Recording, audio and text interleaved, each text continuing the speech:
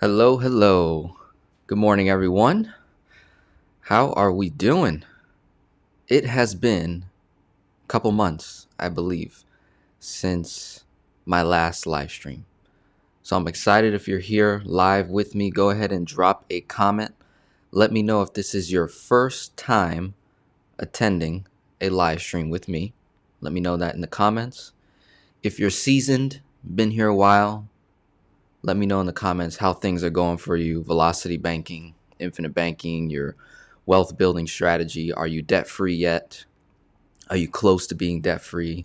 Uh, Go ahead and drop those details. If you have any wins, progress, anything fun you want to share in your finances, anything you've discovered recently, a new strategy, maybe a new concept that you've been implementing, go ahead and drop that in the comments as well. Really excited for those that have arrived on time. I want to serve you right away. My goal is to be as effective as I possibly can according to the title of this video, right? Revving up your wealth. And we're also going to be talking about some velocity banking tips. We're in 2023. Things have been changing in the velocity banking space in regards to interest rates, right? And so a lot of new questions have come up that were asked years ago, right? And it's like being flipped now, right? So it's pretty interesting. Some stuff is new stuff that I am hoping that we can actually solve together, right? In the velocity banking space as it relates to banks that have been failing in the United States. We've seen, I think, a total of four or five banks that have consolidated, got bought out, or just completely went bankrupt, insolvent. Now, as far as I know, only one of those banks that have failed recently offer tools like a home equity line of credit or a personal line of credit that we in the velocity banking space would typically use, right? And that was First Republic Bank. So First Republic Bank, I believe majority of their locations are up north, if I'm not mistaken. And I know for a fact, I know I've had at least one client in the past that used their PLOC. They have a personal line of credit at a relatively good rate in this environment today, pretty effective. But they went through some issues.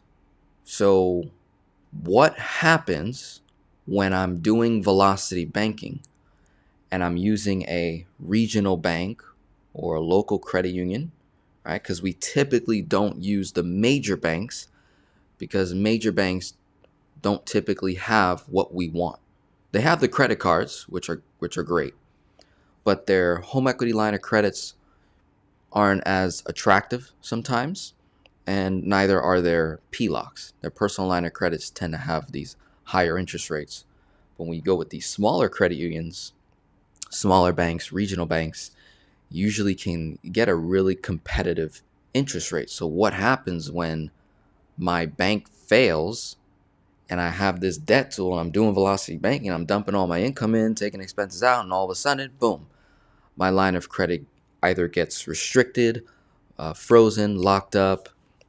And not only that, your checking account, your savings account also goes into a bit of a freeze period because that bank closes a bunch of branches down, right?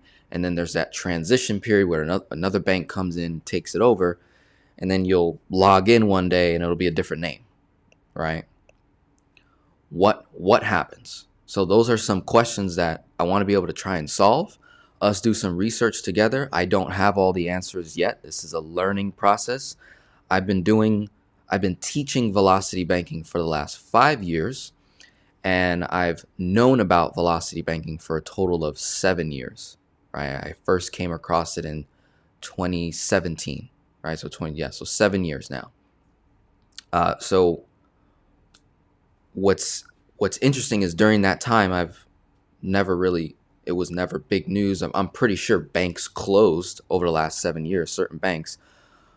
But in 2023, it's been more of mainstream news, more content creators talking about it. So now I'm paying attention because as a velocity banking practitioner and responsible for thousands of people that watch my channel, and then I got about 15 plus 100 clients that I talk to directly that I'm working with that have these different tools at all these different banks. It's going to be, interesting just to be aware what data should I be looking at regarding the bank that you bank at, right? What type of information should I know about my bank, right? Because there's content creators that I've listened to that they almost predicted some of these banks would fail. So now I'm like, well, what information did they have that I could use, that I could share with my clients? What certain financial ratings that banks receive? So if a bank, typically the health rating, let's say, is just an A, and then 2023 reports come out, this particular bank got a B or a C, but the last 10 years they've been at an A. Why did that happen, right? Trying to figure out what banks invest in certain things that cause that bank to fail, right? So I've been paying attention to what some other content creators have been going over. Like, they'll explain the why. So some content creators explain why this bank, the why. So some content creators explain why this bank failed. I want to get to some data. Okay, before they fail, before I learn the why, I want to know some critical points, almost like a stock. Like, if I get some critical data about this stock, about the company, I can make a good assumption that stock's gonna go up or down, or real estate in areas, things like that. So if you know any content creators that I should watch or listen to regarding that specific topic, how to know if a bank is healthy or not, right? If you know anyone, drop their YouTube channel in the comment section, or if you know how to research, drop that information in the comments. Reach out to me directly so that I can create content, so I can, push this out, because it's going to be a very good future-proof tip to keep velocity banking, say, going in your strategy, right? When you start doing velocity banking, or if you've been in it for a couple of years, what you'll end up doing is your loyalty to a bank will diminish tremendously. And you're just going to be focused on business. This is business, right? If a bank is not giving you what you want, you leave, right? So when I first work with someone, oftentimes, majority of the people that I initially work with, they've been banking with a certain bank for 10 years, 20 years, 30 years, never went to a different bank before. And in those 10, 20, 30 years, I'm like, what has this bank ever done for you other than cheat you, lie to you, pay you less than what you're worth on your dollars, have a bunch of different fees, a bunch of fraudulent cases, wrongdoings, manipulation, deception, discrimination, you name it. Like, what has that bank really done for you? Now, granted, there are some cases where their bank was actually great to them. They're able to easily apply for loans and car loans and mortgages and credit cards and credit lines. So that's great. But I've got clients that when they first come to me, they've been banking with Wells Fargo, right? And I'm like, you bank with Wells Fargo, don't you know what Wells Fargo has done to your people for God knows how many years? The discrimination, the manipulation, all the fees they had to pay out, all the fraudulent things that they've done over the years. Why are you banking with them? Why are you so loyal to your enemy, so to speak, right? Like, they're not here to serve you. They're here to take your money, drain you. So when you get into the velocity banking space, you're going to be focused on, what can this bank give me in this particular season of my life? And then as you graduate and get better in your finances, you'll start to look at other banks. So maybe you have a HELOC at this particular bank at 8.5%, and then you come across a different bank that's offering a intro rate of 4% for the first year. You're at 8.5. That bank offers all the same things this bank does, and they have a better rate, a better offer, better terms. So our loyalty diminishes. We transition. We go to that bank, right? We go where we're going to get served. We're going to have the best results for our finances, for our debt elimination strategy, right? So that's key. Awesome. We got 48 people in the house so far. Let me just scroll up to the top real quick. I want to welcome you all, and then I'm going to go right into critical tips about velocity banking, especially in 2023. It's going to be very relevant. I'm seeing things. I'm seeing habits. I'm seeing behaviors with clients and with new people coming in. I'm seeing a repeat story. So I want to address these tips I believe will be very helpful. If you're brand new to velocity banking, you're considering applying the strategy to your finances, and you get to learn from other people's mistakes, right? So before you jump into it, get to learn from other people's mistakes. So good morning to Maurice, Latanya. I believe we're in communication. I think you sent me you filled out my contact form.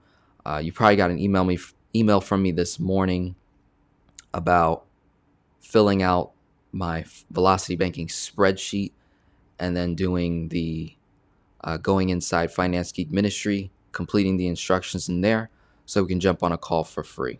Okay. If there's anybody in here that is in a negative cash flow position, or you're at a break even, zero cash flow, or extremely low cash flow position, $50, $100, $200, and you just can't afford financial coaching, right? You're looking at my services and you're like, I just don't have the budget for it. Guess what? Last year, I started a ministry of finance called Finance Geek Ministry. By simply joining that ministry, you get access to me live 2 times a month in a group setting. And then you can actually get free coaching from me by simply engaging in my material and content, by liking, subscribing, commenting, testimony, share, right? You do all these things, which I call social currency, and I'm willing to exchange that for financial coaching, my time. And my goal is to help you get out of the negative cash flow position into a healthy, positive cash flow position, so that when you get to that healthy, positive, consistent cash flow position, guess what? When it comes to my services, my coaching, my programs, you're not going to think twice. You're just going to sign right up, because I was with you in the mess. I was with you when nobody else, say, wanted to work with you, or when nobody else was willing to look into your situation. My ministry is designed for that, specifically targeting those people, no matter how much money you make, right? I mean, I got clients that make $100,000 a month and spend $100,000 a month. So they're the same to someone that makes $50,000 a year and spends $50,000 a year. It's the same thing to me when I'm looking at your numbers. I'm looking at the gap between how much you make and how much you spend. And then I can clearly, okay, this person is zero cash flow. They have no room. There's no space for them to pay me. And I'm okay with that. I've been blessed tremendously. I have a system. I have a process. It's down to a science where if you're willing to put in the work and time, I'm willing to give my time in exchange for that. It qualifies you in terms of how serious you are, because I have worked with people in the past that say make $50,000 a year, $70,000 a year, $100,000 a month, $50,000 a month, whatever it is. And as much as they want to change, they don't have that urgency, that need, that commitment. They're not willing to surrender what they think they know and listen to a 27-year-old kid, right? So there's ego, there's pride, there's trauma, there's personal, emotional things that I'm just not interested in solving for you in our first phone call, right? I'm not interested. I'm interested in those that are like, hey, despite my flaws, Denzel, despite all the things that I've done in my years, despite my lack of knowledge, I'm willing to surrender. I'm willing to surrender what I think I know about finances, and I'm willing to learn from you, right? That is one of the best qualifiers for me to dedicate my time so that I don't waste my time on wasteful people, on small thinkers, right? On lazy people, right? You are lazy if you don't have the commitment to get yourself out of this financial mess that you put yourself in, or circumstances, or a bit of both, right? If you don't have that drive, that will, okay, I can't inspire that in you, right? There's nothing I can do to make you want to be better. Got to be willing to change what you think you know, right? So, welcome, Maurice, Latanya, DC. Got so many questions, start dropping them in. You got questions, you're here, you're early. Start dropping the questions. I'm going to go in order, right? And then once all the questions are done, they're done. And then we go off on our merry way and enjoy our weekend. Maurice, first time live. Wonderful. Mary, hello from Toronto. Awesome. So excited. Beautiful. Good morning. This is my first time attending. Wonderful. Tim, how you doing, my friend? We got to jump on a call. What's up? I think you want to get into the financial coaching space, and there's some things going on. There's a lot of opportunity. We need to catch up. I want to see how things are going. DC, your first time. Cool. Jesus, how you doing? Been here a while. Yes. Daryl, first time live, looking to become a client of yours from Chicago. Awesome. Just getting started, came across your program last week. Okay, you're fresh, you're new. This is going to be very valuable for anyone that you're new to me, you're new to the concept. This video is going to be extremely valuable. And those that have been doing velocity banking for a while understand that 2023 we've been in a new period of velocity banking where interest rates have just gone really high. So you might be asking yourself, well, does velocity banking still make sense? How do I run the numbers? How do I make sure, calculate these things? So this is going to be a nice refresher for you. Frank, I would like to be your client. How do I contact you? Got a ton of links in the description below. You'll see a link that says book a consultation with me. You'll see a link that has access to my programs. You'll see a link to my website. That's where you want to begin. That's where you want to start. If you're just like, all right, I want to hop on a call with this guy. Here's your consulting fee. Here are my numbers. Let's go. Awesome, Tim. Thank you for the testimony. Rick, how you doing, man? It's been a while. How are you? Kenneth Cooper, also been a while. How you doing? Income recommendation for online store. I'm being patient. Okay, income recommendation for online store. So you're saying you have one, or you're looking into it, you're looking for a recommendation to start in the e-commerce space? Give me a little more clarity on that. Good morning. It's my first time catching you live. Awesome. Mary, good morning. Happy to be here. I'm ready to start living debt free. Wonderful. 6 months. Okay, so it sounds like you have a store, right? And you're having trouble, say, generating income. I think that's what it sounds like. And you're saying you're being patient. That's good.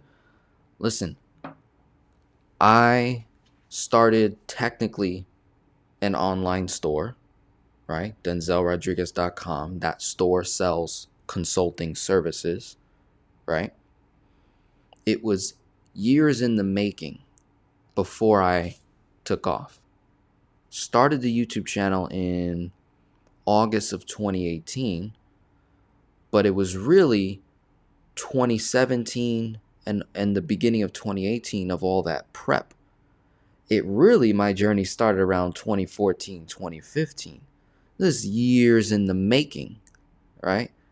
I crack up when I talk to people that, you say you're not chasing money and you say you're not all about the money, but the moment you guys invest in something and 6 months go by, you're like, where's my money? I'm not making no money. And yes, here's the truth. There's wonderful content creators out there and influencers out there that can show you their receipts, how quickly they made money in less than 6 months, how fast they made money, right? But they're not showing you all the blood, sweat, and tears that it took them to get to that point, right? So for me, technically, I could tell you, hey, within 6 months, I had my first 10K month, which is a fact. Started in August, so August, September, October, November, December, January 2019, I had my first 10K month. So I could sit here and say, hey, within 6 months, you could be generating $10,000 a month if you start a YouTube channel. That is a fact, but it's also a half truth, right? Because what I didn't tell you is my journey started in 2014. I had to go through all these different failures. I had to learn all these different things. I had to make all these different connections. I had to get out of my poor mindset into a rich, wealthy mindset. I had to rediscover who I am on this planet. I had to discover my purpose. So from 2014 all the way to 2018, it's a 4-year window to then have 6 months of explosion, right? To then say, hey, my first year in business, I made $300,000, and you can too. But what they're not telling you is all the blood, sweat, and tears prior to that, because that is not sexy. It's not attractive, okay?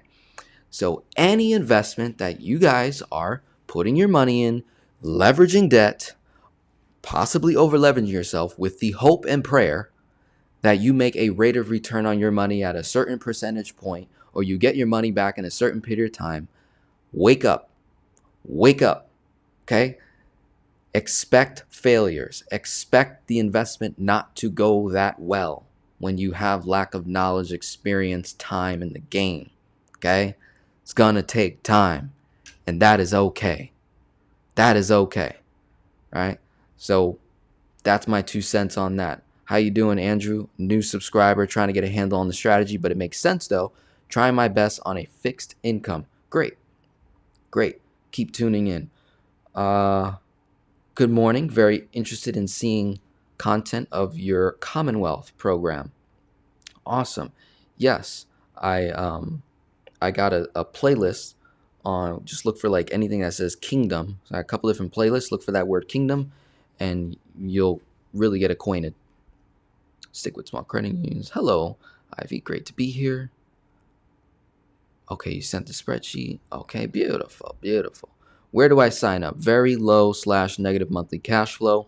That first link, it says join my Finance Geek ministry in the description. That's where you would start. Good morning. Benjamin, my friend, good morning. Alice, hello, good morning. Again, we need to jump on a call. I just want to say hi. All right, it's been a while since I heard your voice, Alice. We got to jump on a call. What are the dates and times to view your live chats? Also interested in Finance Geek Ministry. Need more info. You've been a really big blessing. Learned a lot. Want to learn more. Finance Geek Ministry, we gather 2 times a month on the first and last Friday of every month, 8 p.m. Eastern Time via Zoom. When you sign up, clicking that first link in the description, I believe it is, Finance Geek Ministry, you'll immediately get notified. Emails start coming your way, letting you know how to tune in. Started small with Velocity Banking, realized that you can enter and exit as needed. That is also a huge tip that I did not write on here. So that is the first Velocity Banking tip of the day. Shout out to Kenneth Cooper. Okay, he said, when you start Velocity Banking, you're like all in initially, and then over time, as you're running the numbers, you'll see, okay, I have an amortized debt, say a mortgage at 2.5% because I locked it in around 2020 time, 2021, when rates were stupid low. And so you locked in this 2.5% mortgage rate. And then from 2021 all the way to 2023, present day, you paid off all your cars, all your personal loans. You paid off your student loans. You paid off your credit cards. You paid off the IRS debt. You paid off everything but the 2.5% amortized mortgage rate. And now we're in 2023, and your debt tool was originally at 3-4%. It was really low. And then now in 2023, it jumped up to 9.5% on your home equity line of credit, let's just say. Does it make sense for me to take 9.5% rate to pay off 2.5% amortized? It might, but only for a temporary period of time. So not for the whole duration. So what Kenneth is saying is you can literally turn off velocity banking, go back to debt snowball. You can turn off velocity banking for debt elimination, turn on velocity banking for investing, for cash flow, right? So you might say, this 2.5% mortgage, the payment is super low. The interest is super low. I am willing to pay whatever interest is on this debt over the life period of that loan, or maybe just for the next 5 years, where you might say, hey, I'm okay paying 2.5% amortized over the next 5 years on this mortgage because I'm going to take my debt weapon, my debt tool, my line of credit, my cash flow, my capital, my knowledge, and over the next 5 years, I'm going to start a business. I'm going to invest in a particular industry. I'm going to pick up a skill that can potentially double, quadruple, maybe 10x my income in those same 5 years. I'm willing to take on that risk. I'm willing to just keep paying the monthly minimum required payment on this mortgage over here because of the potential returns, rewards that I can get over here. So you turned off velocity banking because you're like 9.5% simple interest to pay off 2.5% amortized, right? Now here's something that many of us do not run. We still don't run, and I say this all the time, and this is also something you won't hear as much from many velocity banking practitioners in our space. Even myself, sometimes I'm not always running the numbers on this, but it's critical for this specific situation to do this, right? And others as well.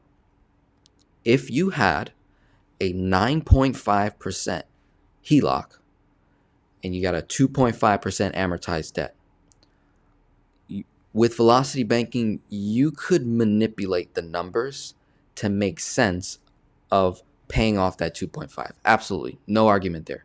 You can totally manipulate it where you're like, you bring 9.5 rate down to a less than 2.5% cost. You could totally do that, right? Depending on your numbers, especially in this situation where I just mentioned that the person from 2020 to 2023, they paid off all their debt except for that mortgage.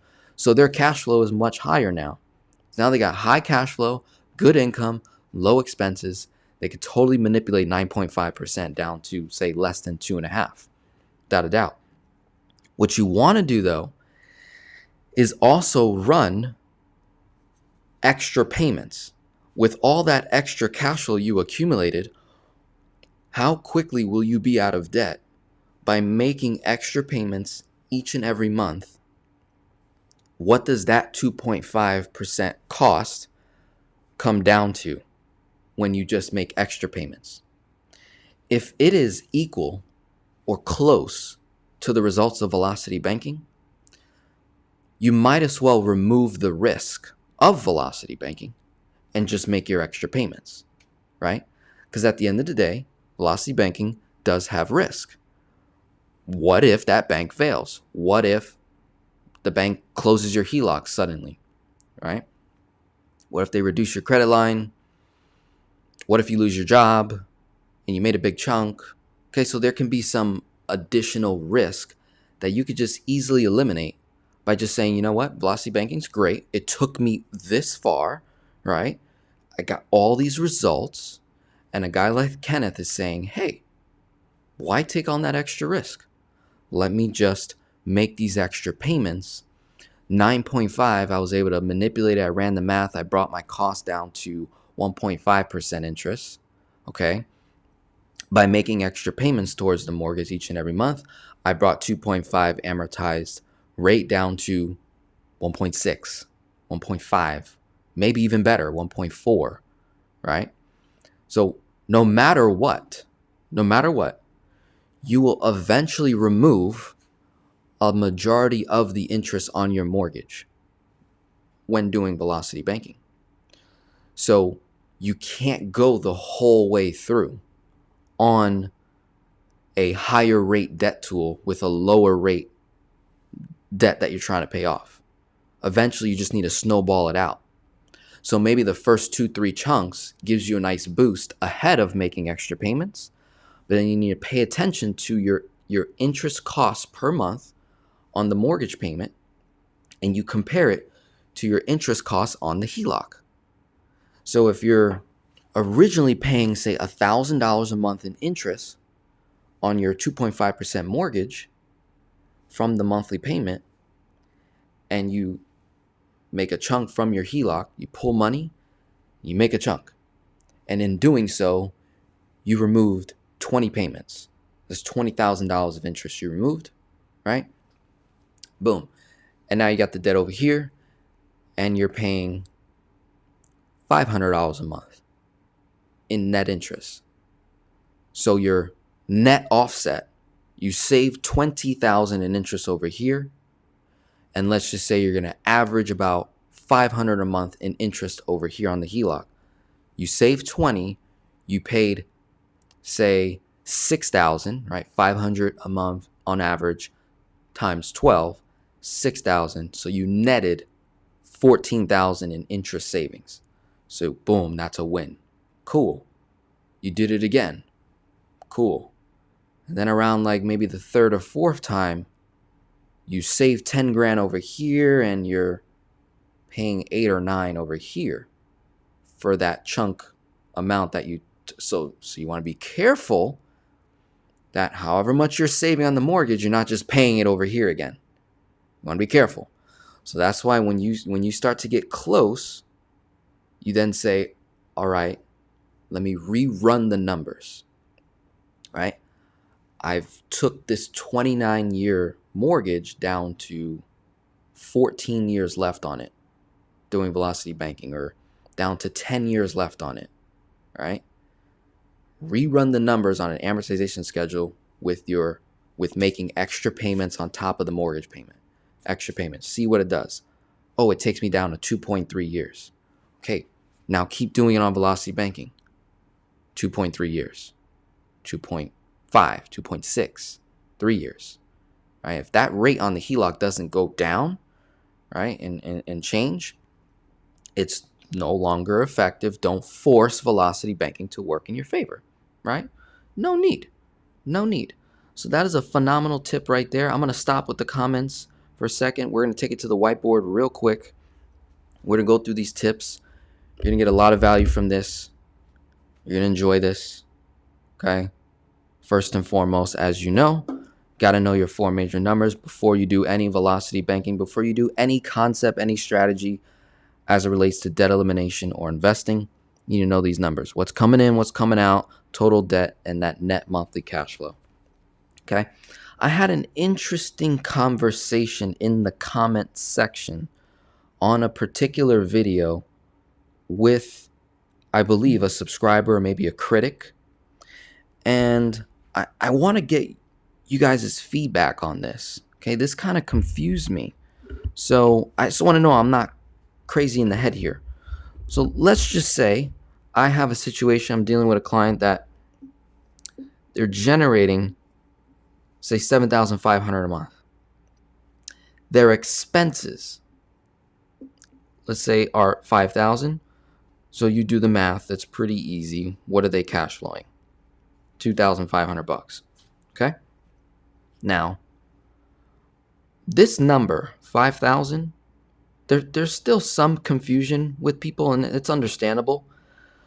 When I'm getting your numbers, I want to know every single expense, ladies and gentlemen. so that we know what the true net cash flow is. What does that look like? Okay. First, it's obviously the obvious stuff. You got debt payments. Don't separate it. That's part of your expense, right? Pretty easy. You have monthly bills, cost of living. Okay? These are like set bills. These don't typically change. Then you have your miscellaneous stuff where it's never the same number. The amount of money you spend on gas per month, the amount of money you spend on food per month, it's always fluctuating. So we like to get an average, right? That's where kind of budgeting comes into play, where you say, okay, here is the average, all right? When it comes to food in our household, let's just say you typically spend $600 a month, which means we don't want to go above the 6.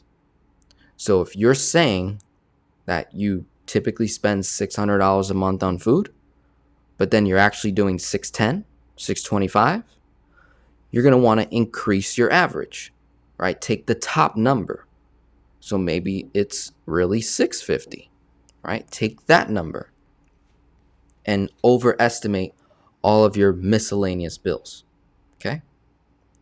Now, what can be pretty interesting here, whether you're doing velocity banking or not, there's a lot of people in the United States that use credit cards to pay for things, right?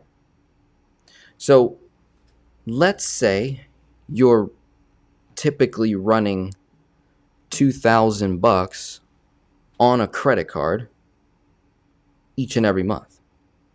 That doesn't mean your expense now went to $7,000, right? So I was having like a back and forth discussion with someone in the comments. I'm like, where's this person coming from? I'm trying to really understand what it is that they're getting at. Maybe I need to explain things better in my videos. But if I'm telling you in a case study, this person spends $5,000 a month, of which 2,000 of the 5 are bills that they're running on a credit card.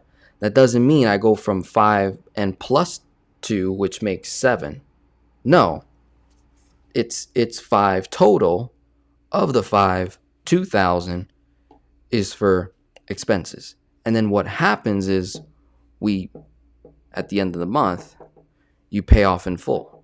Typically, you pay off that card in full with your income because it was money you were already going to spend, right? Now, let's take this same example here, and let's say, okay, from this credit card, here's what some of you do. This is incorrect if you're doing this. You don't want to do this. Here's what some of you do. Let's say the credit limit on this credit card is $10,000, right? And you already owe money on the card, right? Already owe money on the card of $7,000. Here's what some of you will do. You'll take your expenses and you'll run it on the card. So you owed 7, you're going to run 2, so it'll increase to 9K. And then let's just say the monthly payment on 7,000, we'll do 1.5% of the balance. Let's just say the monthly payment on 7K owed is 105, right? So what can happen is we said that the 5,000 is total expense. let's say we included that 105 payment in the 5. I think this is where there might be a confusion for some of you that watch. Maybe let me know, right? I never thought this to be confusing, but again, it's numbers and it can be confusing sometimes. So the monthly payment is 105. That is a separate expense from the what? The 2,000 that you're running bills. So where there might be a confusion when you're writing your numbers down is you're saying, hey, I owe 7 on this card. This is the minimum monthly payment, but I'm paying 2,000 to my card each month. Right? Because you ran the card 2K and then you pay 2K. But you're forgetting to also add that monthly payment because that's the principal now to actually pay it down. So I've jumped on calls with people before where they were doing this and I'm like, they thought they were doing velocity banking because they're like, oh, well, I'm running my bills on this card and I'll be able to pay it down. I'm like, no, you originally owed 7,000. The 7,000 is the debt part.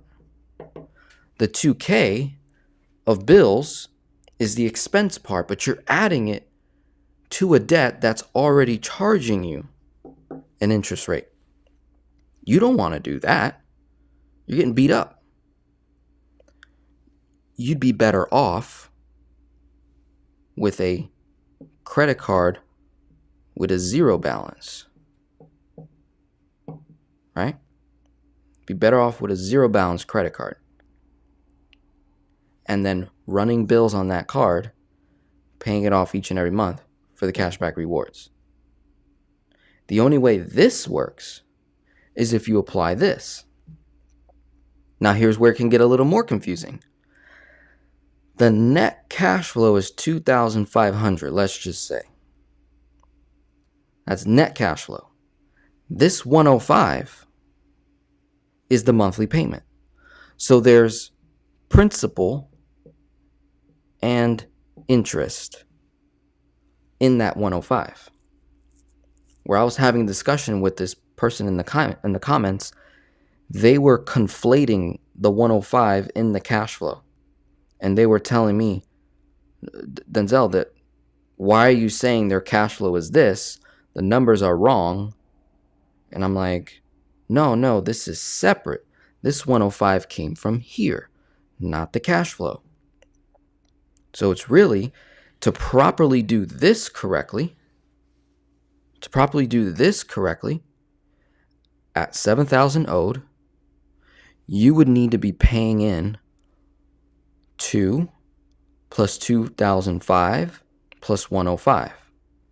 All right? So 2,000 plus 2,500, 2,500 plus 2,000 plus 105. So technically, this is how much is going in to the card, 4,605. And then only 2 is coming out, which is why when doing velocity banking, 7,000, this is velocity banking with a credit card now, right? 7,000 minus 4,605 plus 2,000 came out. The balance is now less. Went from 7 to 4. Why this is faster? See, watch this. That's 4,395, right? 4,395. That's what the balance went down to. 7,000 minus cash flow minus the payment, 105. Denzel, it's the same thing as making extra payments. No, it's not. Denzel, you just did it. You got the same numbers, right? You just showed 7,000 is how much I owe. And at the end of the month or on the due date, I pay the 105 monthly payment and I add my cash flow. and I get your number. What the heck is the difference? Okay, what you didn't account for here is the interest cost for not paying into the card early. See, my money, my 4605 went into the card earlier than your 2,501.05. Technically speaking, this strategy only paid in 2,605 total in. Here, total in was 4,605. So what will happen is my borrowing costs will be less, right? It'll be less. So instead of being at 4,395, because I'm getting what? Cashback rewards on the 2,000, say I'm getting 2.5% cash back. It's $50. So you got a minus $50, right? And then you minus the additional interest savings of having money sit in the card for a longer period of time than waiting to make the payment. So do they get the same results, roughly similar results? Yes. I just come out ahead of you just a tad bit faster, right? And that compounds. That's $50 every month for however long it takes me to get out of debt. But what you have to also understand, same payment, 105, right? Same monthly payment. Their 105 interest is higher than my 105. My 105 interest cost will be less. That is proper etiquette when it comes to using a credit card that you already have an existing debt on to do velocity banking. What would be incorrect is when you are not paying that additional monthly payment and you're just running bills on the card, and what's happening is you're never paying off the original debt. So you're stuck, right? You're never really paying it off.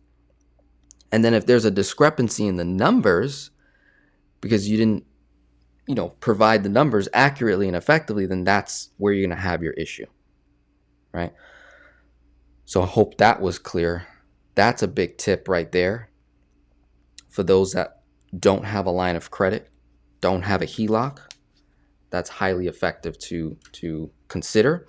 And the easier thing to do is just start with a blank slate, clean slate, zero balance credit card, run bills through there, get your cashback rewards, and kind of build that up, right? Or you would move that 7K debt into a line of credit if you had the line of credit. And if you don't have a line of credit and you don't have any credit cards at zero balance, then here is where you would kind of start. You'd be doing velocity banking with a credit card, where you're taking the monthly payment of the credit card, your free cash flow, and any and all expenses that can be paid on that card if there is space, right? Probably for their first month, I would have them make an extra payment just to create some space on here on this credit card because it's nearly maxed out, right? And then slowly but surely add some bills on there and get their feet wet. Go from there. All right. So 4 major numbers, right? Really important to know this stuff. All right. When it comes to leveraging, this is a constant tip that I share. What is your cash flow times 12 in a year? Got to make sure your numbers are correct in order to get an accurate number on here. What is your cash flow times 12 in a year? Take that number, then you take 66% of your credit limit. So if you have a $50,000 HELOC, 66% of that, $33,000. $33,000 is your chunk limit, max limit. That's the same number when it comes to investing as well, right? Which leads me to my next point about do not over leverage. We are in a season I've been saying this for a while now to a lot of people, clients, subscribers, you all. I've been saying it a lot. I'm going to keep saying it. You're about to get exposed, okay? It's 2023. If you are in this room right now, there's 77 people watching. If you are in here right now and you have over leveraged, maxed out any of your credit cards, line of credit, HELOC, because you forced the velocity banking to work, or you did not follow my rules, you made a bigger chunk because you thought you could do more damage, I'm telling you right now is not the time to be over leveraging, especially when interest rates are continuously going up and up and up.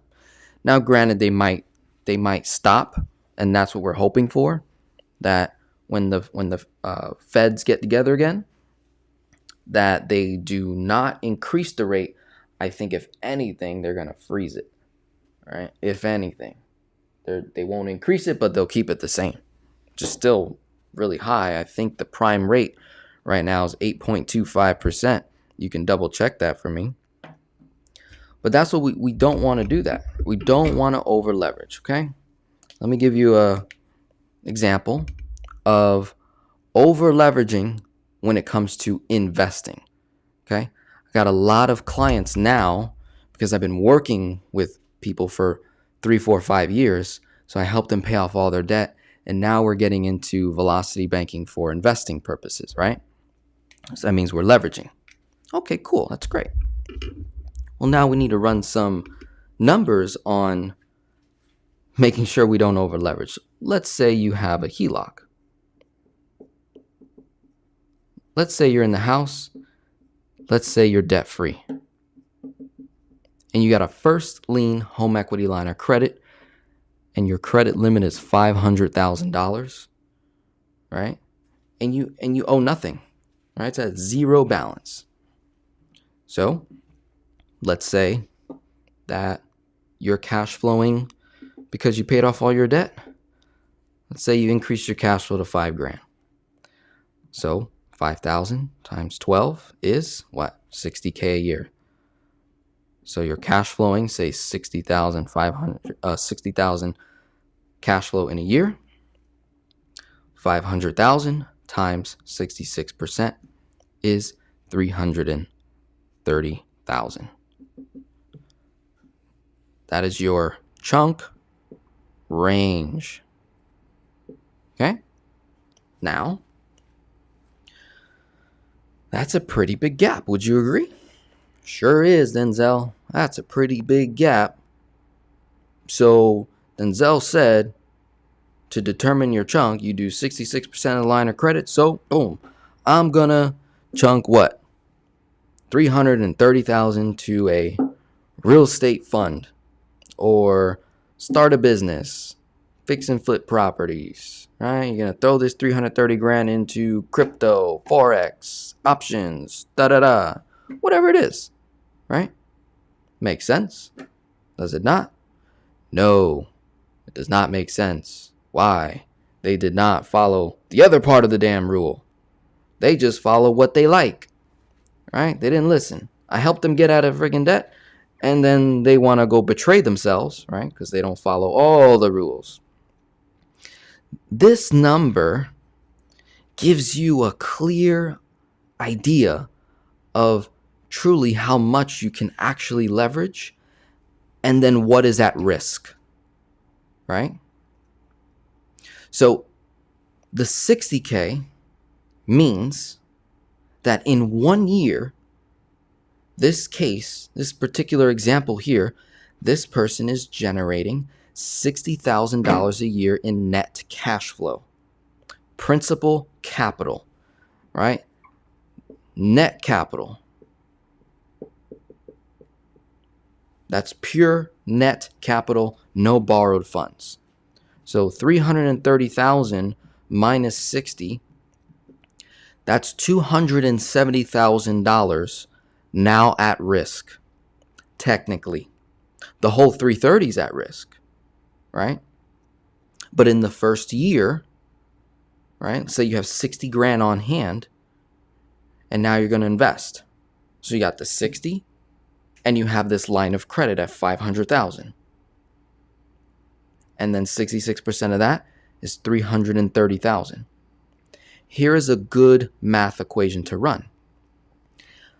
If I invest $330,000 and it goes south, how many years will it take me to recover from that investment?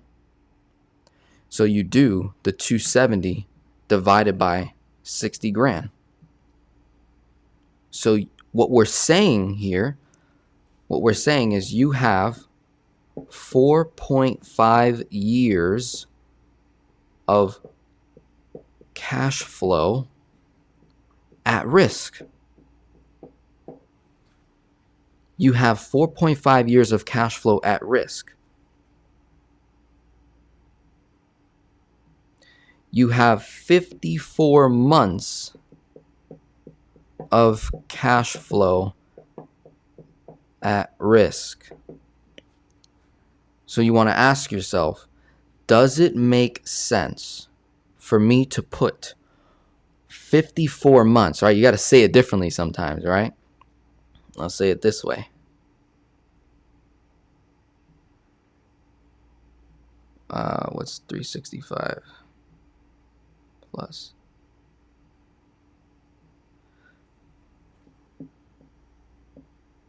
You gotta say it different ways so it hits different. Are you willing to put $270,000 of future cash flow at risk?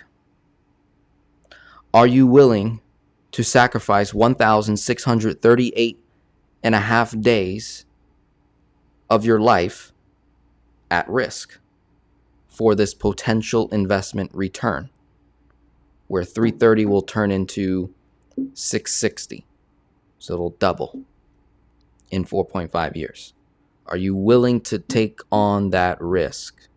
You have to ask yourself this. It's important. Because if you're just looking at the ROI, this is the sexy stuff. If you're looking at just the sexy stuff, ROI, tax deduction, asset, compound interest, right? And all this stuff. That's the sexy stuff. That's what the content creator, the influencer, the financial advisor, whomever is selling you on. That's their job, right? Trying to make money. You need to look at this. How much cash flow am I putting at risk? What else am I putting at risk? Am I putting my marriage at risk, ladies and gentlemen? Do I tell wife I'm about to do this? Do I not tell wife? Do I hide that from her? Do I not let her know that we just paid off all our debt, we became debt free, and then boop, I put us right back into debt, $330,000. Investment goes south. Now you're left with the bag. Not the bag of money. You're left with the heavy bag of debt. 330 at a 9% interest rate. So not only are you paying the 330 back, but you're now paying interest. So now, not only were you just set back 4.5 years, you then tack on the interest, you're now set back 6.5 years. Right? Plus that capital that you lost, 60K. So it's really a total of like 5.5, almost 6 years you set yourself back. It took you 3.5 to get out of debt. And then because of habits, because you didn't get to experience debt-free life. See, a good amount of you want to get out of debt. And then when you become debt-free, you go right back into debt. Now, that doesn't have to be a bad thing if you follow the rules, right? If you stick to fundamentals and principles. So someone can become debt-free and then immediately go back into debt, right? To me, that's not a bad thing. It's just it's a decision to solve for a purpose.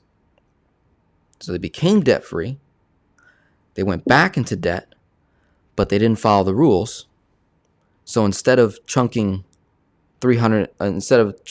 somewhere in between 60 and 330, they chunked the whole 330. because they could maybe potentially make 50,000 in returns every year, 70,000 in returns every year. That was the hope and the prayer, right? Because they only looked at the sexy stuff, but they didn't run this part, right?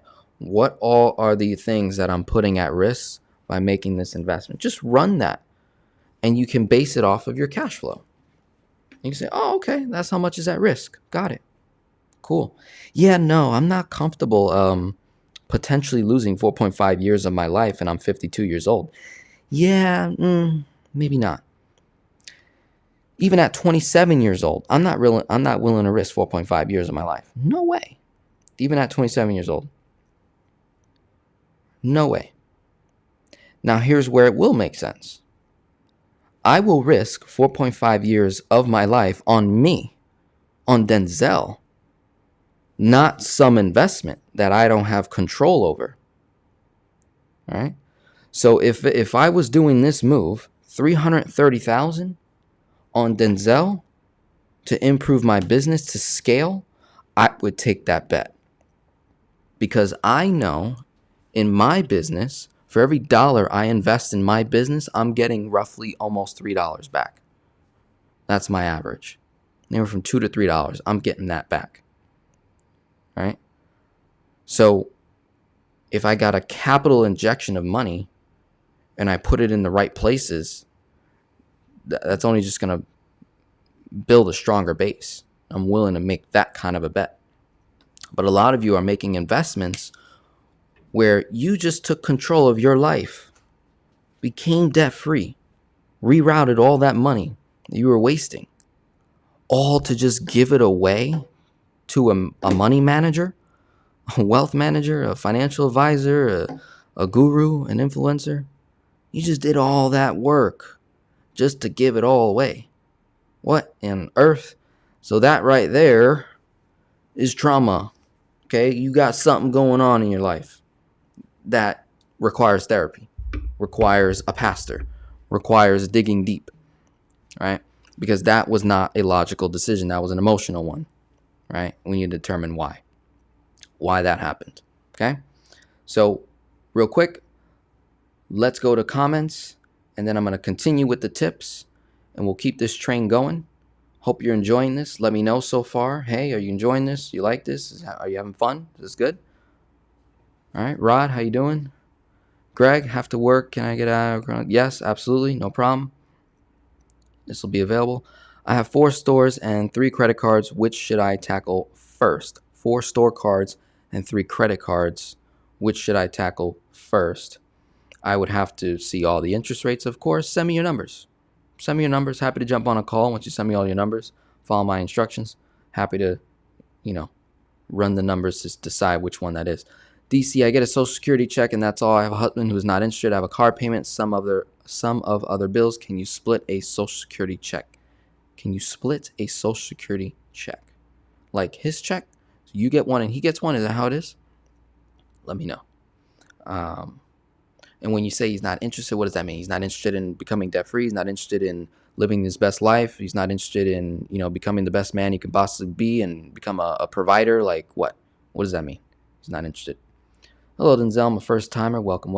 Albert, how you doing, my friend? Awesome. Okay, Kenneth, right? Got your store. Cool. Good morning, Rick. Okay.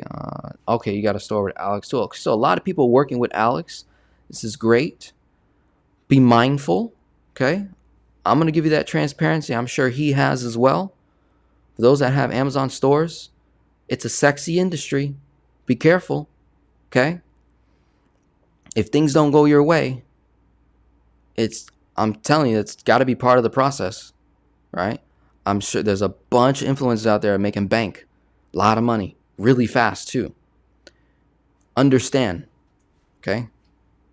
If you don't have a following, you don't have a brand, and you don't have the knowledge and experience, you are now relying on someone, say Alex and his team.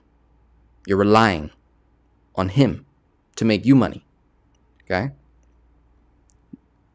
And he's working with, say, a group of people, right?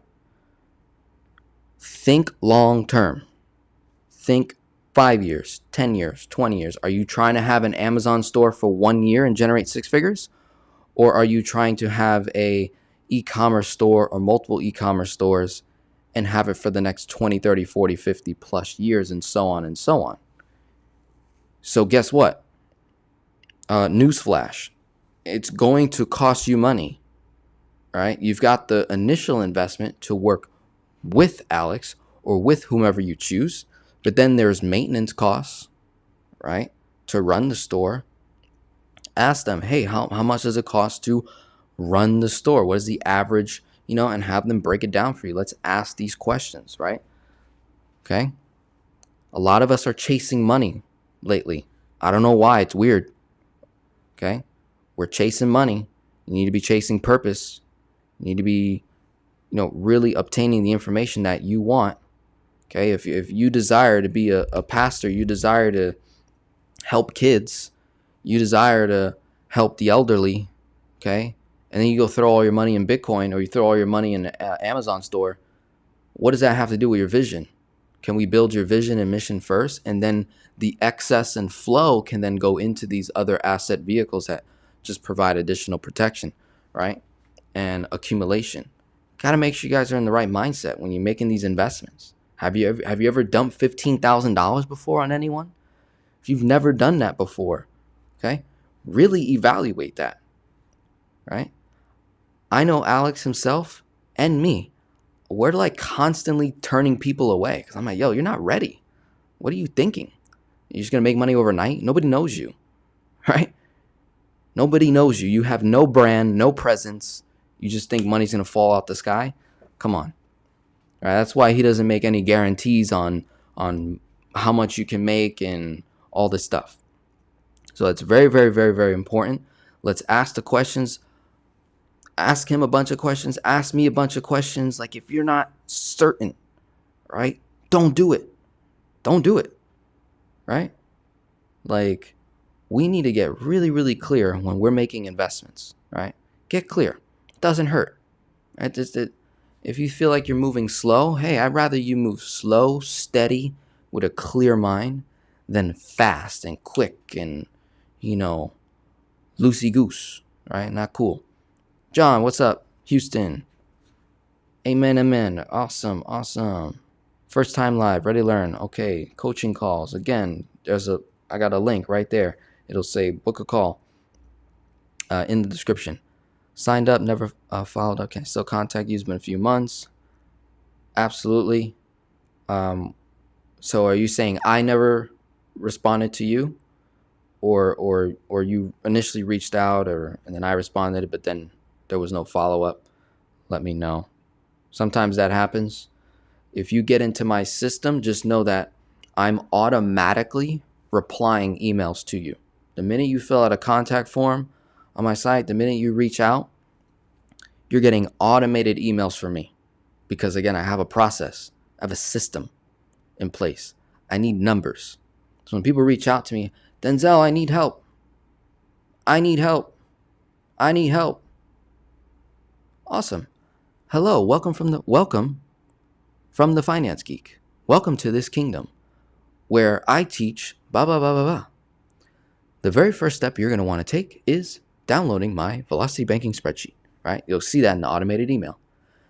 Once you do this, if you are in a negative cash flow position, 0, not doing too hot, things are bad, back's against the wall, you don't know, you can't see the light at the end of the tunnel, guess what? I am a financial coach and consultant. I specialize in da-da-da-da-da. If you want to work with me for free, here is my system. Here is my process. Fill out this Velocity Banking spreadsheet to the best of your knowledge. Give me all your numbers. Give me all your questions, all your goals, everything you got going on. And then, with this PDF, if you're willing to exchange your social currency for financial coaching, like, subscribe, comment, share, testimony, watching my videos, Velocity Banking pregame work, once you have done these action steps, I will give you my time. You take screenshots of everything that you do, you email it to me, you say, hey Denzel, here, I did it all. Boom. So far, I've had a good 30 plus people do this, but I've had triple the amount just say I need help. And this is the great qualifier. It's the great qualifier. I love it. You got a bunch of people that want help, right? So let's just say in that example, I had 100 people reach out asking for help. Of those 100, only 30 followed my system and process, right? And now we're jumping on calls together, and now I'm helping them get out of their financial mess into financial victory. And then we're working together. They're investing in themselves, and it's phenomenal. It's wonderful. And then I have this big crowd over here. Oh, you never followed up with me. You never followed up with. No, yes, I did.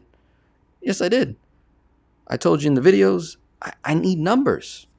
I can't help you if I don't have the numbers, right? We're just going to jump on a call and maybe be friends.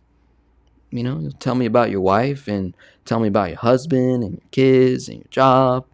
And that's cool. That's cool. But if I'm to do what it is that I've been called to do on this planet, which is to help people understand kingdom finance, right? And build the kingdom and master their finances and take control of their money, and I don't have the numbers, I just can't do my job that well. All right? I just really can't. It's tough. It is really tough. So yeah, just follow the process. Awesome. 3 years following. Boom. Love it. Love it. Steven, how you doing, my friend? Day 1. Former Financial Peace University coordinator to my church, looking to make a drastic shift personally and professionally. Awesome. Yeah. If you're looking to add velocity banking to your arsenal, I'm Dave Ramsey certified as a financial coach. So I know about 7 baby steps, that snowball, basic finance. Sometimes I put people through that initially, right? And then get them ready for velocity banking so they can amp up their finances. So that's something that, you know, we could work on together. Love it. Viewing from the Bronx. Love it. Love all your content. Awesome. Look forward to talking soon. Alex, Nicole, hello. We are in Tennessee. We have a mission, helping families get out of debt. Kingdom mentality. Love it. I finally got approved for a HELOC. Congratulations. Throw the hand claps for Jewel. Finally got approved for a HELOC. I will be in the weeds with it. But I feel like I didn't have... What? It would have been the same with any other bank. I had a lien after COVID on my house. So I might have read that too fast. I finally got approved for a HELOC, home equity line of credit, I'm hoping. And I will be in the weeds with it. But I feel like I didn't have a choice. It sounds like this wasn't a good decision. Nobody forced you to get that HELOC, right? Help me there. Maybe I'm reading this wrong.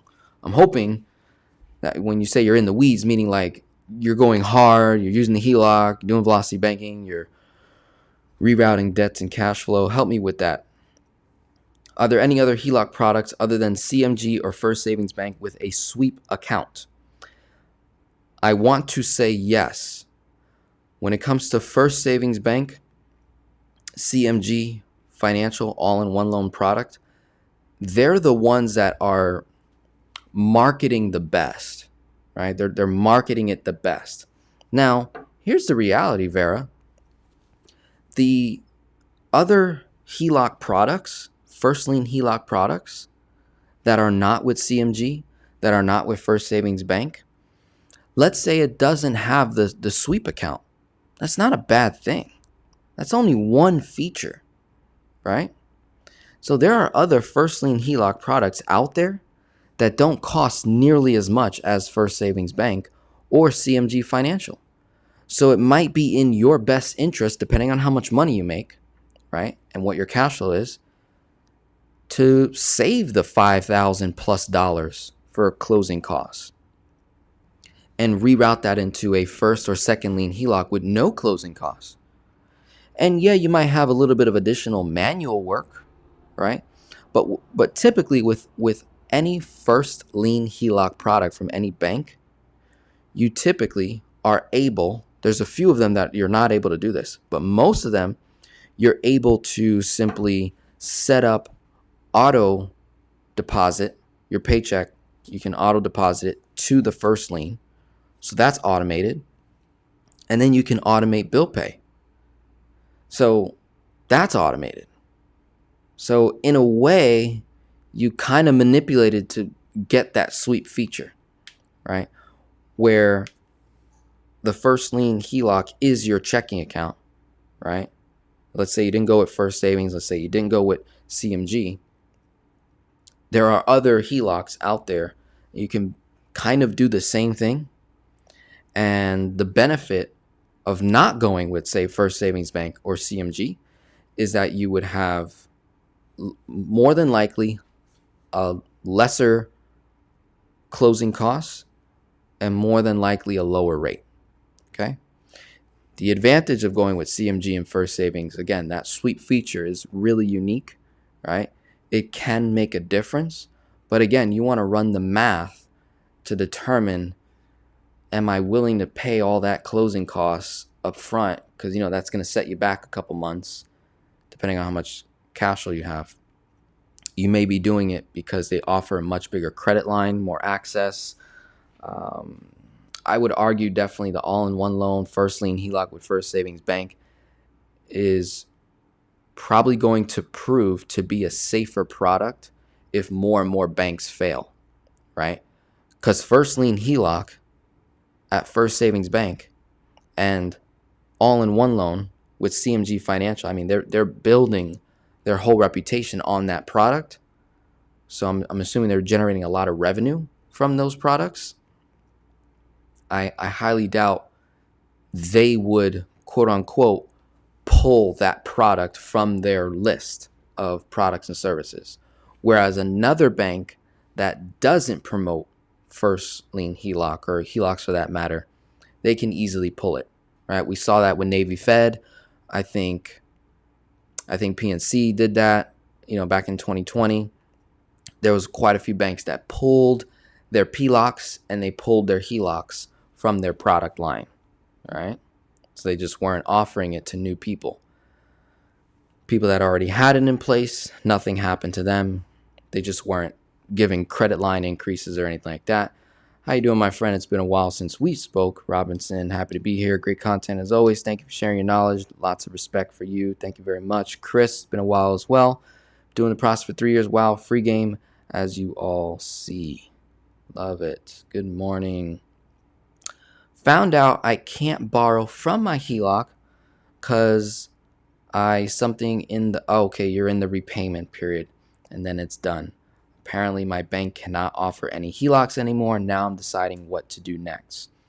More than likely, I have dealt with this before. So what we've done with other clients is we will scout out another bank that is offering a home equity line of credit. Because basically right now your HELOC is a HELOAN, a home equity loan now. Converted, now it's amortized, you're on a fixed monthly payment, right?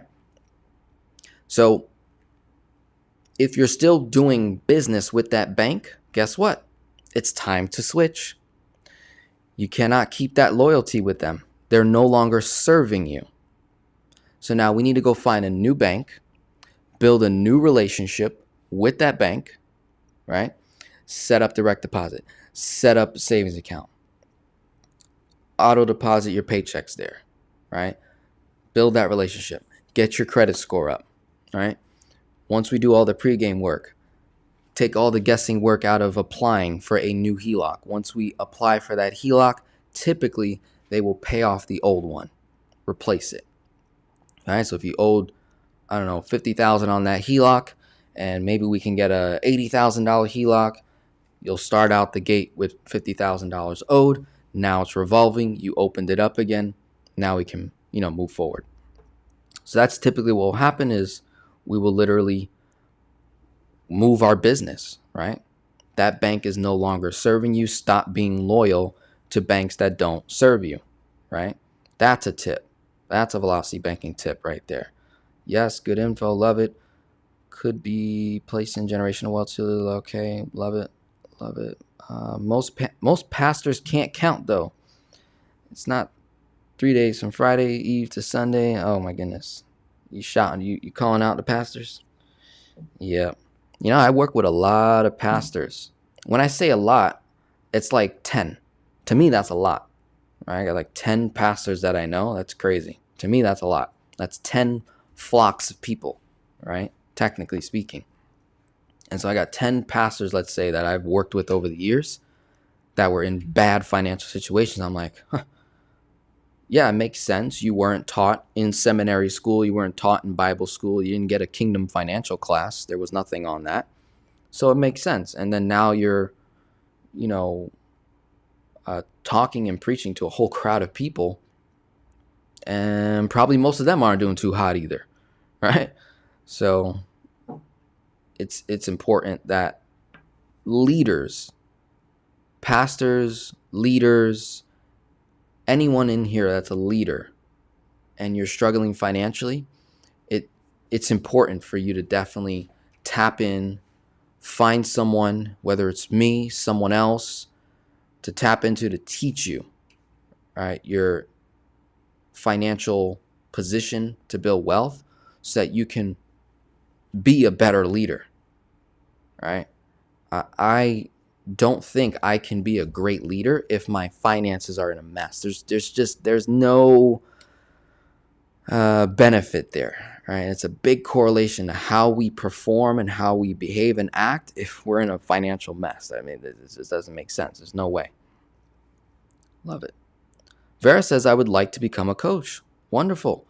I got a coaching program. There's a few people in the space you probably want to look up in the financial coaching space. It's pretty awesome. It's a lovely role. I will tell you, it's not light work.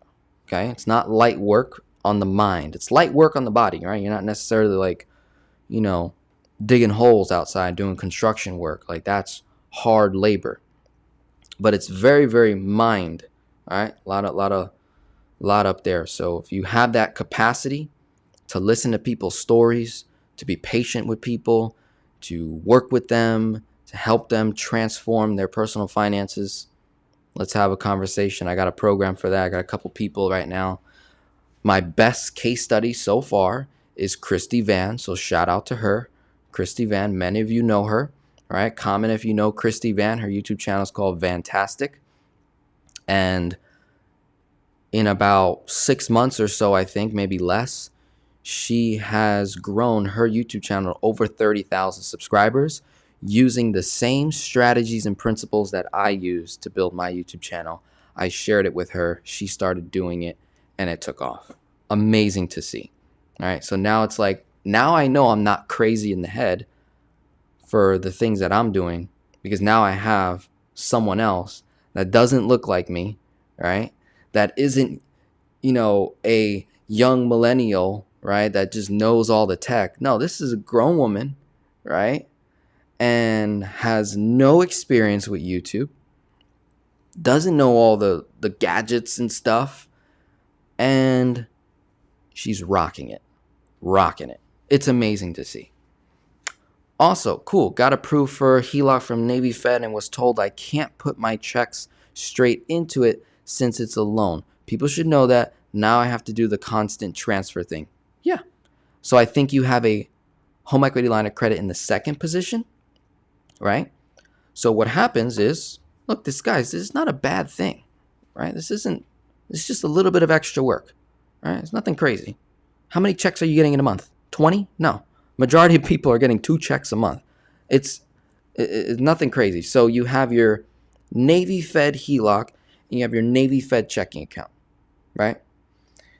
Your paycheck automatically gets deposited to your Navy Fed checking account. That same day, you wake up in the morning on Friday, on Monday, and you transfer all your paycheck into the HELOC. Done, right? And then you transfer money back out to pay certain bills that can't be paid with a credit card, that have to be paid with a debit card from a checking account, and you live your life, right? It's not that difficult. Don't overcomplicate it. Pretty simple. Money in, money out. Money in, money out. Oh, shoot. Money in, money out. Sorry if I made a lot of noise there. So this is not an issue. Navy Fed is pretty good with their HELOCs and their credit cards. Now, I will say that Navy Fed does have pretty high rates right now, and they always have with their HELOCs, so I'm not that attracted to them. But sometimes they have some pretty good, offers. Any benefits to using a personal loan to pay off debt, or need to stick to PLOC or HELOC? Yeah, I've never ran a case study where it made sense to take an amortized loan to pay off another amortized loan. Like it just, the math doesn't math up for me, because typically when you take out a personal loan, right, you're getting the full lump sum of money up front. So if you take that full lump sum of money up front to pay off a debt that you were already paying down, you have to understand that that interest more than likely is actually less than this new loan that you got, even though it may be at a lower rate, right? Let's say you got a car loan at $10,000 at 7%. And originally it was at $30,000 at 7%. And then you go and get a personal loan at 5%. So in your mind, you're thinking $10K over here at 7, $10K over here at 5%. Okay? You need to make sure you look at that amortization schedule, because you have to understand the original loan amount was $30,000. So that 7% rate on $10,000 is way less than $10,000 at 5% on a brand new loan. And they're probably going to tack on an origination fee or some kind of fee. Typically, there's usually fees with personal loans, and they'll just throw it into the loan itself. So now it's 10.5 or 10.7, something like that. You have to understand that 5% rate, you're at the beginning of that 5% rate. So if you're thinking, okay, that $10,000 at 7% over here, and the payment was $500, and I'm gonna pay off that loan amount, I'm gonna get this $500, and my monthly payment over here is $250 at 5%. So now, what did you do? You got $500 to be paying $500 over here, plus whatever other cash flow you had. You're probably not going to go that fast or faster than if you would have just made extra payments on that particular debt. So I really do not see the advantage often. It's just not there. Probably better off sticking with your PLOC or HELOC, even when those rates are, say, higher. Again, we can manipulate that much easier than you can with a brand new amortized loan. Much easier to manipulate. Also interested in whole life, high cash value, building kingdom. Also, will you be having any live classes in Tennessee anytime soon? No. I'm going to have a live event end of this year in South Florida. Come to South Florida when it's nice and pretty in December. Come hang out with me for an entire day. So you go to my website, denzelrodriguez.com/live, and get yourself a ticket. Come hang out with me. I'll be in Denver, Colorado this month with Caleb Better Wealth for his event, June 22nd to the 25th. Then I'll be in New Orleans, October 17th to the 22nd, I believe, for FinCon. Let's see, Godson, how do I do velocity banking when you're a business owner? Okay, cool. We can run through that real quick. So it's the same thing when you're doing velocity banking on the personal, right? Same system. The rules don't change. The only thing that changes is your debt tool, right? So if you're a business owner, you're probably not going to use a primary resident personal HELOC or a personal line of credit. No, you're going to need a business line of credit. They have those on the business side. So that's literally the only thing that changes. Again, your income from the business goes into the business line of credit. Expenses come out of the business line of credit. Your cash flow stays in the business line of credit instead of staying in a checking account, in a business checking account, doing nothing, right?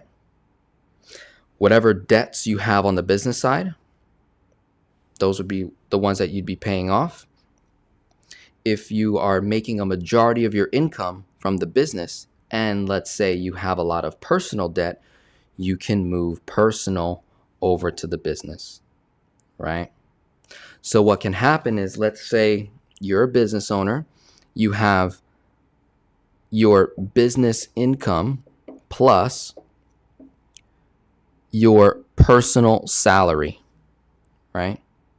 So your salary will cover your personal expenses, any net cash flow, you can send that back to the business, right? And then any personal debts, we can run the math to see which ones we want to send over to the business, which would land in the business line of credit, that debt that you're trying to consolidate and move over here, as well as net cash flow would now come back over here.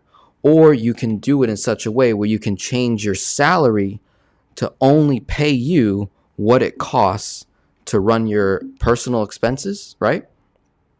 And then you're able to keep all of the net cash flow in the business, right? When you're in debt. That's what I would do there. So that's a quick one. It's a quick one. Cool. I had to pay the lien with most of the HELOC. I saw your videos about velocity banking in a crisis. The person's line of credit had no room. It gave me hope that I'd be able to free up room on the HELOC. I had to pay the lien with most of the, okay, got it. You had a debt. It was a lien, and then you got a HELOC, but now the HELOC is nearly maxed out, I'm assuming, because of what you had to do to get it, right?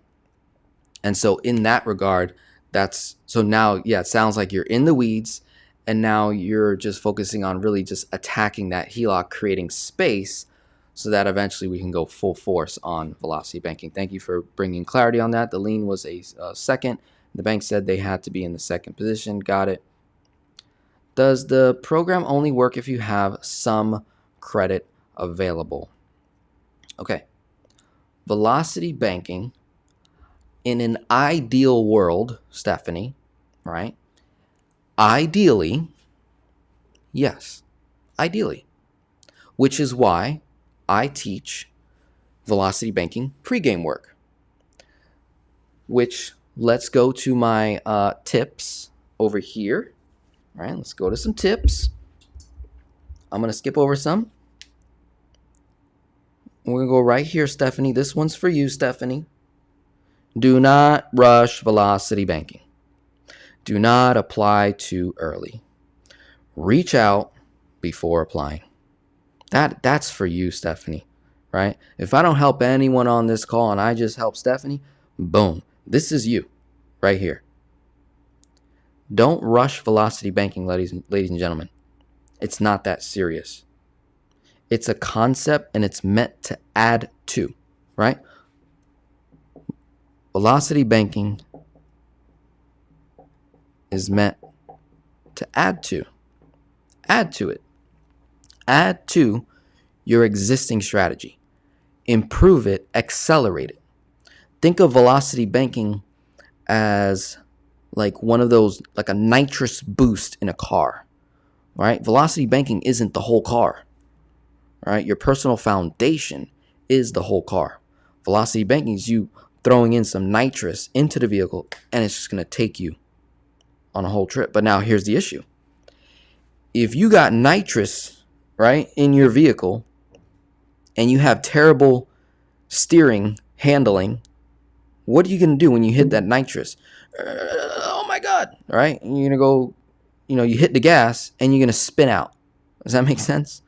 So that's what happens when people try to rush velocity banking. They try to hit the nitrous boost on it, and they're like this. and they spin out of control because they have no idea what they're doing. They try to force it to happen. Oh, can I do this with this and this with that? And look, maybe there's some fault on my part because I'm giving people hope, right? Where I'm doing case studies, negative cash flow, right? Velocity banking with negative cash flow, velocity banking with zero cash flow, velocity banking with $50 a month in cash flow, low cash flow, $200. Yes, but in an ideal position, I would rather you not get there, right? I would rather you not get there. If you do get there, then boom, boom, boom, boom, boom. Here's what we're going to do to recover. But it's not like we're going to stay there, right? Like that's the thing. We don't want to stay in there, in that position. So ideally, yes, I want space, available credit to work with initially. And if I don't have it, guess what? We gonna do the old school debt snowball or cash flow index, which is actually better. Right? And we'll get into that. All right, old school. Say, okay, let's line your finances up. Debts from smallest to greatest. Let's see which one we need to attack to get the most cash flow. Let's see how much our credit score is, and we need to improve that. Great. So hopefully that was valuable to you, Stephanie. That's one of the velocity banking tips. We talked about your chunk range, cash flow times 12, 66% of the credit limit. And we talked about do not over leverage, gave you a couple examples on that. Because we are in a high interest rate environment, right? And interest rates have been going up consistently all through 2022 and 2023. You're going to want to check your rate.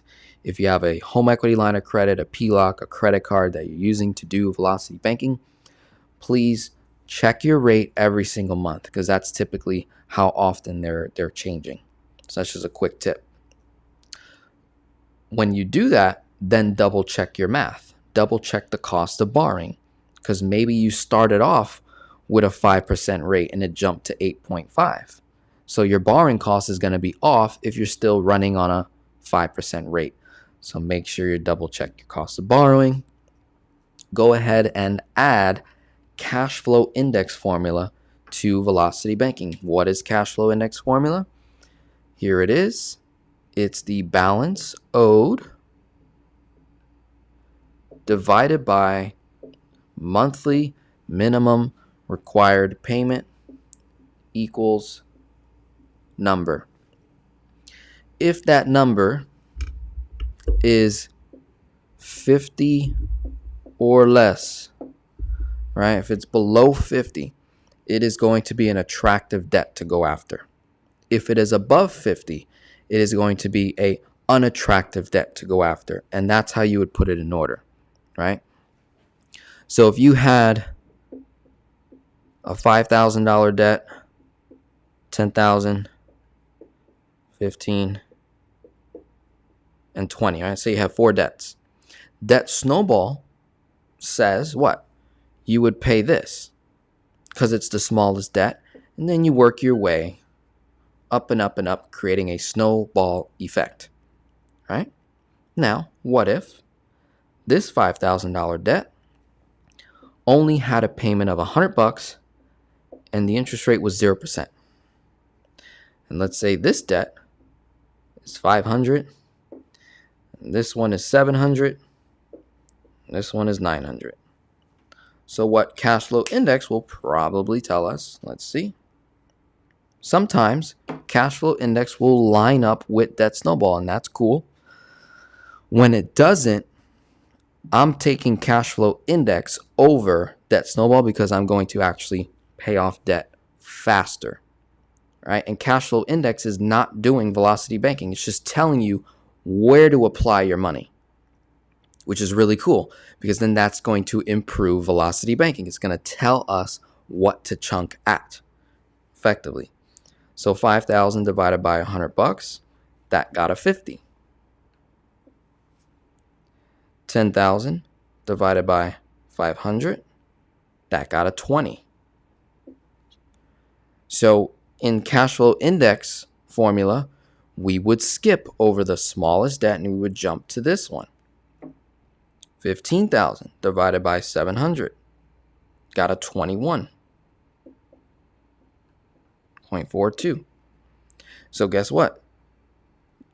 After paying this one off, according to cash flow index, you would have to go to this one before you hit this one. All right?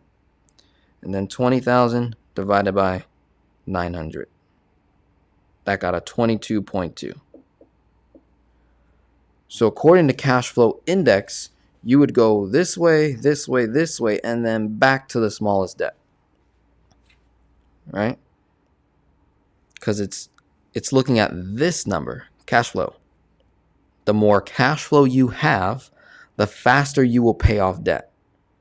So if you were to take all the time it would take to pay this 5 to only get 100 back, versus the person that started here, yeah, the balance was higher, but because the monthly payment is higher, they actually could get ahead of this person.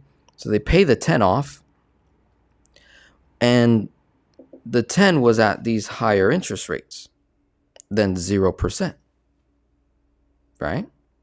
So very, very, very, very powerful strategy there. Again, that's the formula. You take the balance owed, you divide it by the monthly minimum required payment. You get a number. If it's less than 50, you go in order. The lower the number that's closest to 0, that's the debt you would pay off first. And then you would continue up from there. Got it? That is a beautiful strategy. Okay? Talked about that. We talked about velocity banking to invest, calculate the risk. We talked about how to calculate the risk. You would take how much you're going to leverage. If you're going to leverage $100,000 and you're only cash flowing $1,000 a month, you're putting many, many years at risk of your cash flow. Right? Now the upside is you invest $100,000 and you make money back, so which increases your cash flow. So that's the good side. But the bad side is what happens when it doesn't work out. I talk to a lot of people where investments don't work out. And so I want to create a lot of content that not just talks about the good of investing, but I also want to educate you all on the reality that you, me, every one of us in here will probably experience a failed investment. More than likely, you'll mess up, right? And it's not going to be that pretty. It's not going to be that fun. So, very important. These are my tips. Run with this. Now, what we have to figure out as a community together, right? As a community together, this is what we want to figure out. What happens when a bank fails where we had our debt tool at? Right? What would be our next step? Okay? And no matter which way I'm looking at it, it's going to hurt temporarily, but we're going to set up some parameters in place. Okay? So the first question we want to answer as a community, what happens when my bank fails? Right? So first thing that comes to my mind, if I'm doing velocity banking, let's say you had a debt tool at First Republic Bank, because they're an example. Now, I don't think they're fully out of business. I think they still have locations and whatnot. I don't know if they're offering HELOCs at the moment. I'm pretty sure they're not, right? Because of what's going on with them. So let's say you had a HELOC at First Republic Bank and then they froze it. Okay? Now, if we go back in time prior to First Republic Bank having all these issues, what we could do, and for everybody watching here that is already doing velocity banking, let's say you're already doing velocity banking, you already have your debt tool, and you're rocking and rolling. Maybe what we could do is build a secondary relationship. That's the first thing I'm thinking of. So build a second relationship with another bank. That's the first thing that comes to mind. Second thing, this is to add some safety measurements for velocity banking, because again, velocity banking has risk, right? What are those risks? Well, we're going over one of them here, and I've mentioned a bunch of them in my previous videos in the past, way back, going all the way back to 2018, 2019. I always talk about the risk, right? Kind of helping you all the way through, and that's why I have my rules, right? Because these rules protect people from hurting themselves any further, right? It's how we mitigate loss, right, and protect ourselves. So the other thing that I'm thinking of that we could do as velocity banking practitioners is have anywhere between 3 and 6 months of expenses in a separate account. Say maybe at another bank, right? So in a separate account.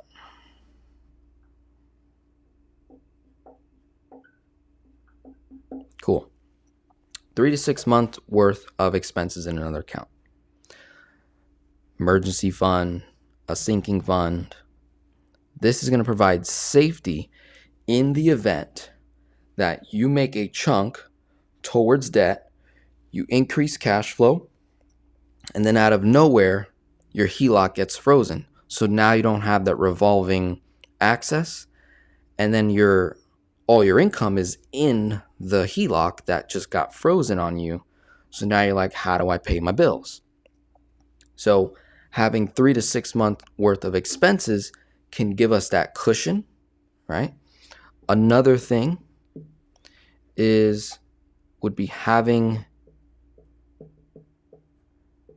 a credit card on standby, right? One of my favorite cards that I have on standby is Bank of America. Okay, this is where the big banks are very, very beneficial. Bank of America, as long as I've had this card since, I want to say since like 2016, 27 is one of my first cards. So I've had this card for nearly a decade. It's the Bank of America Red Cashback Rewards card. So just look for the red one. Every year, right? I run a couple bills on the card to just keep it active.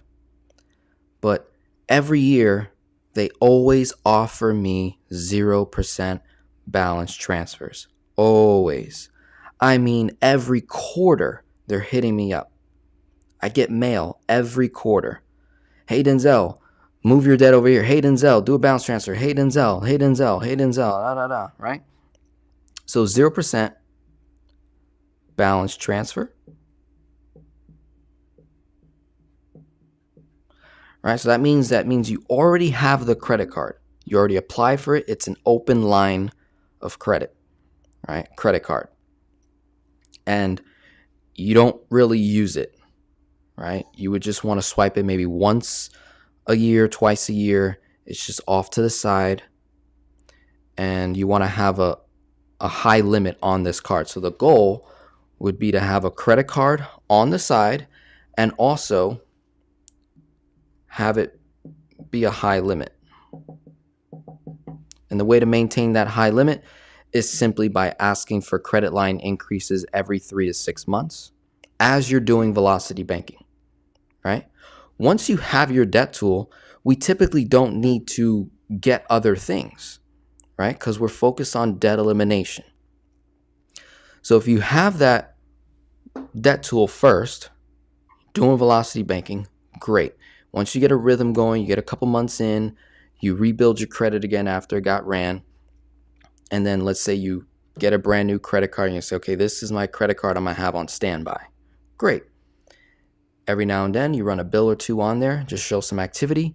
Every 3 to 6 months, you can apply for a credit line increase, or you would call that specific institution, that specific bank, and just ask them, how often can I apply for a credit line increase? How often can I apply for a credit line increase, right? And you're just going to keep asking for a credit line increase. So I've had this Bank of America Red Cashback Rewards card for, say, almost a decade. I think my credit limit is right around $35K.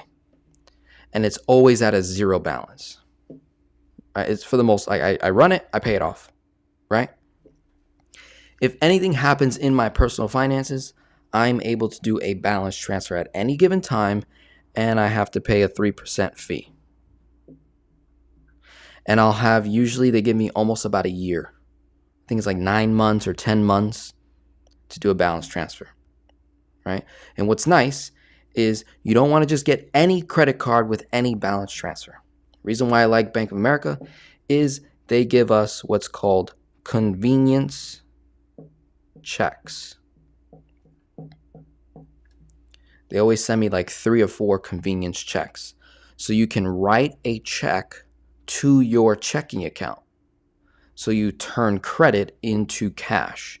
So now I have cash. Now I have capital to cover X amount of bills for X period of time, right? Or what could happen in this situation, let's say my bank fails and I had a HELOC and I just made a chunk of,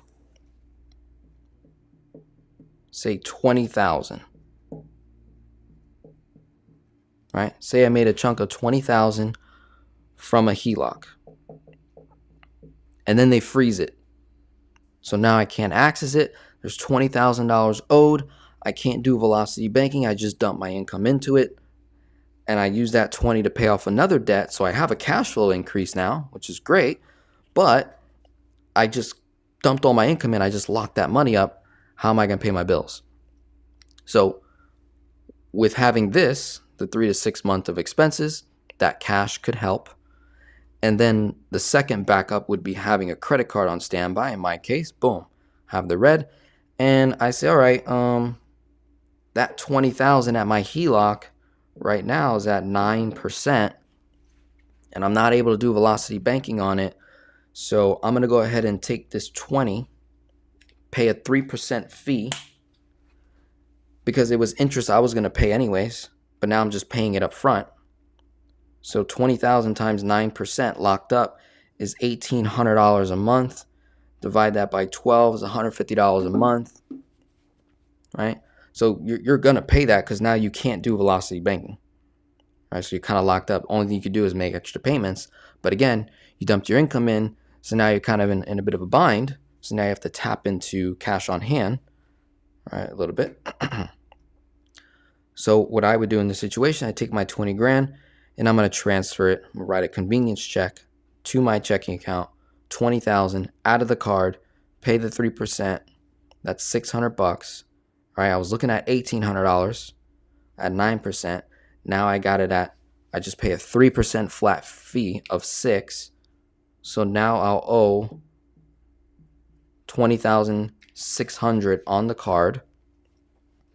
And my monthly payment is probably only going to be 1% of the balance. So 20,600 times 1%. So my payment's going to be around $206, as opposed to the HELOC, which is at 9% locked up. 20,000 times 9% is $1,800. And usually they charge you 1% of the balance plus interest. 1%, maybe as high as 2%. So let's go with 1. $200 plus the $150 interest. So I went from a payment of $350 on the low end to as high as 2% plus the interest to as high as $550. So I went from $350 payment upwards of $550 payment on a 9% HELOC at $20,000 to around $200 on that card, and I just moved 9 to 0 for about 9 months to buy some time. And in those 9 months, I'm going to go to my second relationship with another bank and move my banking over, move my credit, move my paychecks, all that stuff, move it all over, and then probably apply for a HELOC there, right? To get it back up and running again. That would be my move. So this is what I'm thinking of. This is how I'm processing this new environment that we're in, where we are seeing banks struggling in the overall economy. So we can't control how banks operate their finances, but we can control how we operate ours. And we have to understand that when we're using OPM, right, other people's money, that's a sexy topic. It's great and all. But what happens when OPM, other people's money, is mismanaged? When they mismanage, how does that affect your access to other people's money when they mismanage? They tighten up. They increase restrictions. They make it less available, right? So not that great. So it's nice to always have a good read on our finances, what we're doing, what we're planning. And it's nice to have a general, understanding overview of how the marketplace is looking like. When you turn on the news, go to financial news, right? Read Business Insider, read Wall Street Journal, look for financial economic news that applies to you, where you can see, okay, when they show the stock channels and they say, look, all the banks are down right now, not looking too hot. Look up your bank, see how they are doing on the stock market, the stock itself, the assets, those different things. That's going to be very, very helpful. So put this in your notes. Those are the 3 things. If you want to add something to this, go ahead and comment. And if I think it's like, okay, cool, then I'll definitely add it on here. This will be something to really think about. But I think this is like a nice basis to have. The other thing is, maybe temporarily we just stop doing velocity banking, go back to cash flow index, snowball, and kind of, wait, kind of see how the market's looking, see what banks are doing what, kind of go from there. Awesome. All right, we're going to come back to some questions now. Hey, Denzel, your content as always. In general, should you close your PLOC once approved for HELOC? Absolutely not. Absolutely not. Keep it. That's your backup, right? The more credit and capital I have, the safer I will feel personally, right? It's just another account, and it's over there, it's off to the side, just like what we discussed here, right? And you can keep building up different lines. Once you graduate from one line to the next, right? Just keep them. Hold them on. The only thing you'll have to, say, replace are HELOCs, because you can only have so many, say, HELOCs on a single property, right? So if you go from a second lien HELOC to a first lien, obviously the second lien goes away. You'll just have the first lien. But when it comes to a personal line of credit, you could have 4 or 5 different PLOCs that you just simply don't use. It's just there, right? Good example here is personal lines of credits. The interest rate doesn't fluctuate as fast as a home equity line of credit. So I had a situation recently. I got a client where they had a secured PLOC. So you already know, with a secured personal line of credit, the interest rate is already going to be low. So their rate was 4% on their secured PLOC, and they had it for $25,000 was the credit limit.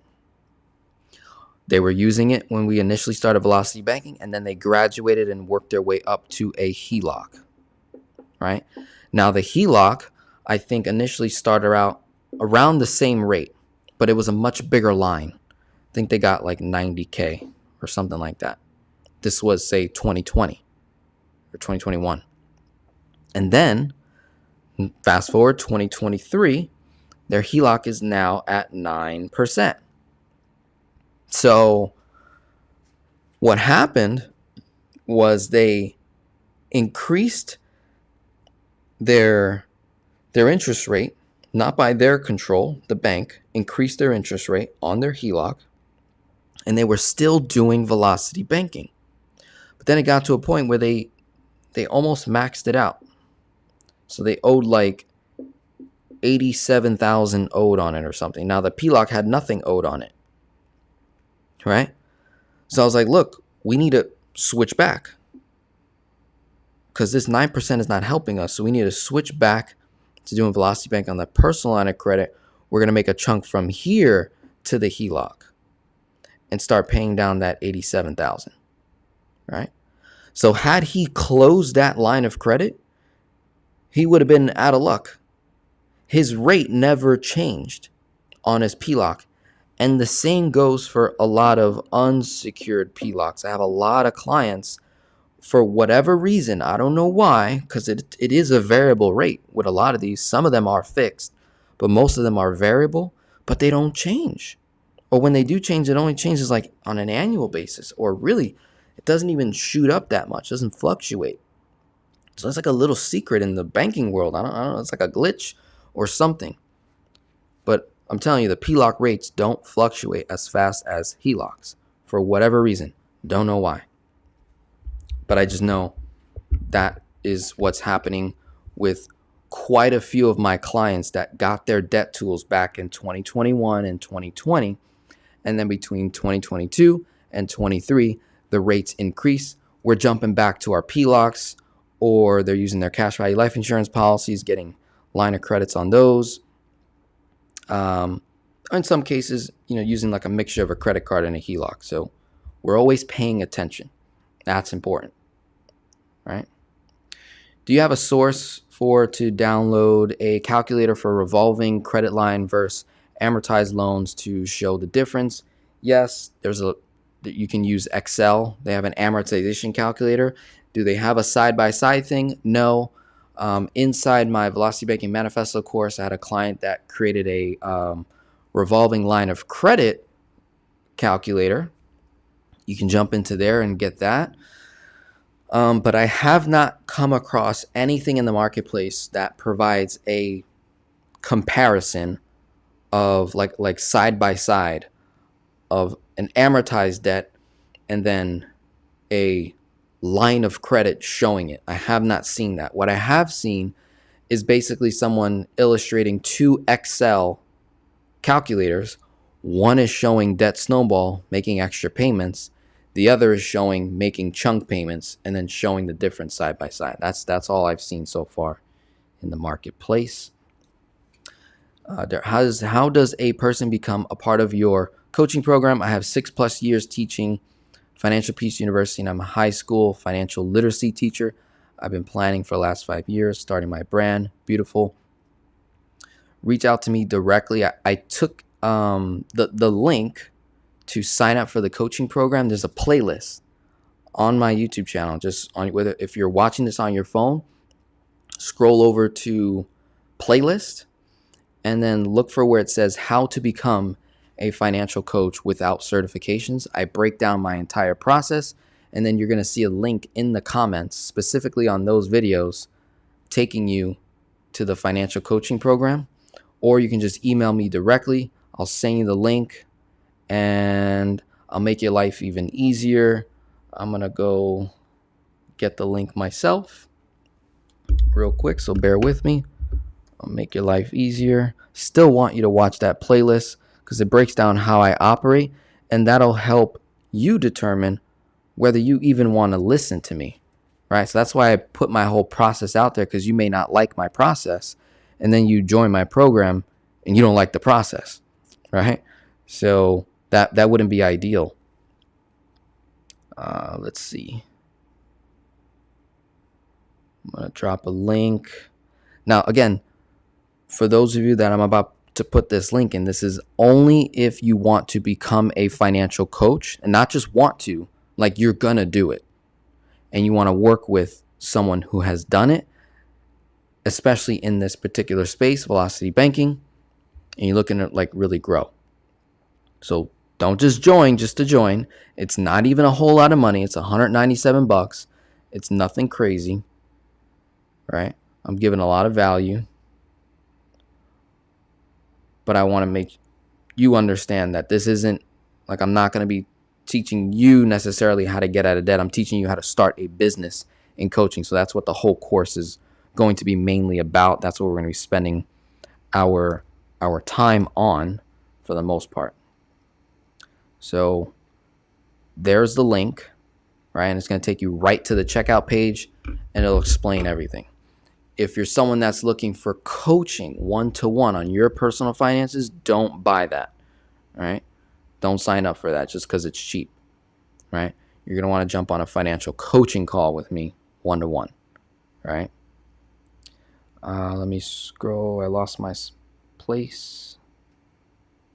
Let me see. Where was I? I was here, right? Yeah, boom. Okay, Stephanie, I get some of this, but I'm still not sure how to do it. Great. That's a good position to be in, where it's like you're recognizing the position that you're in.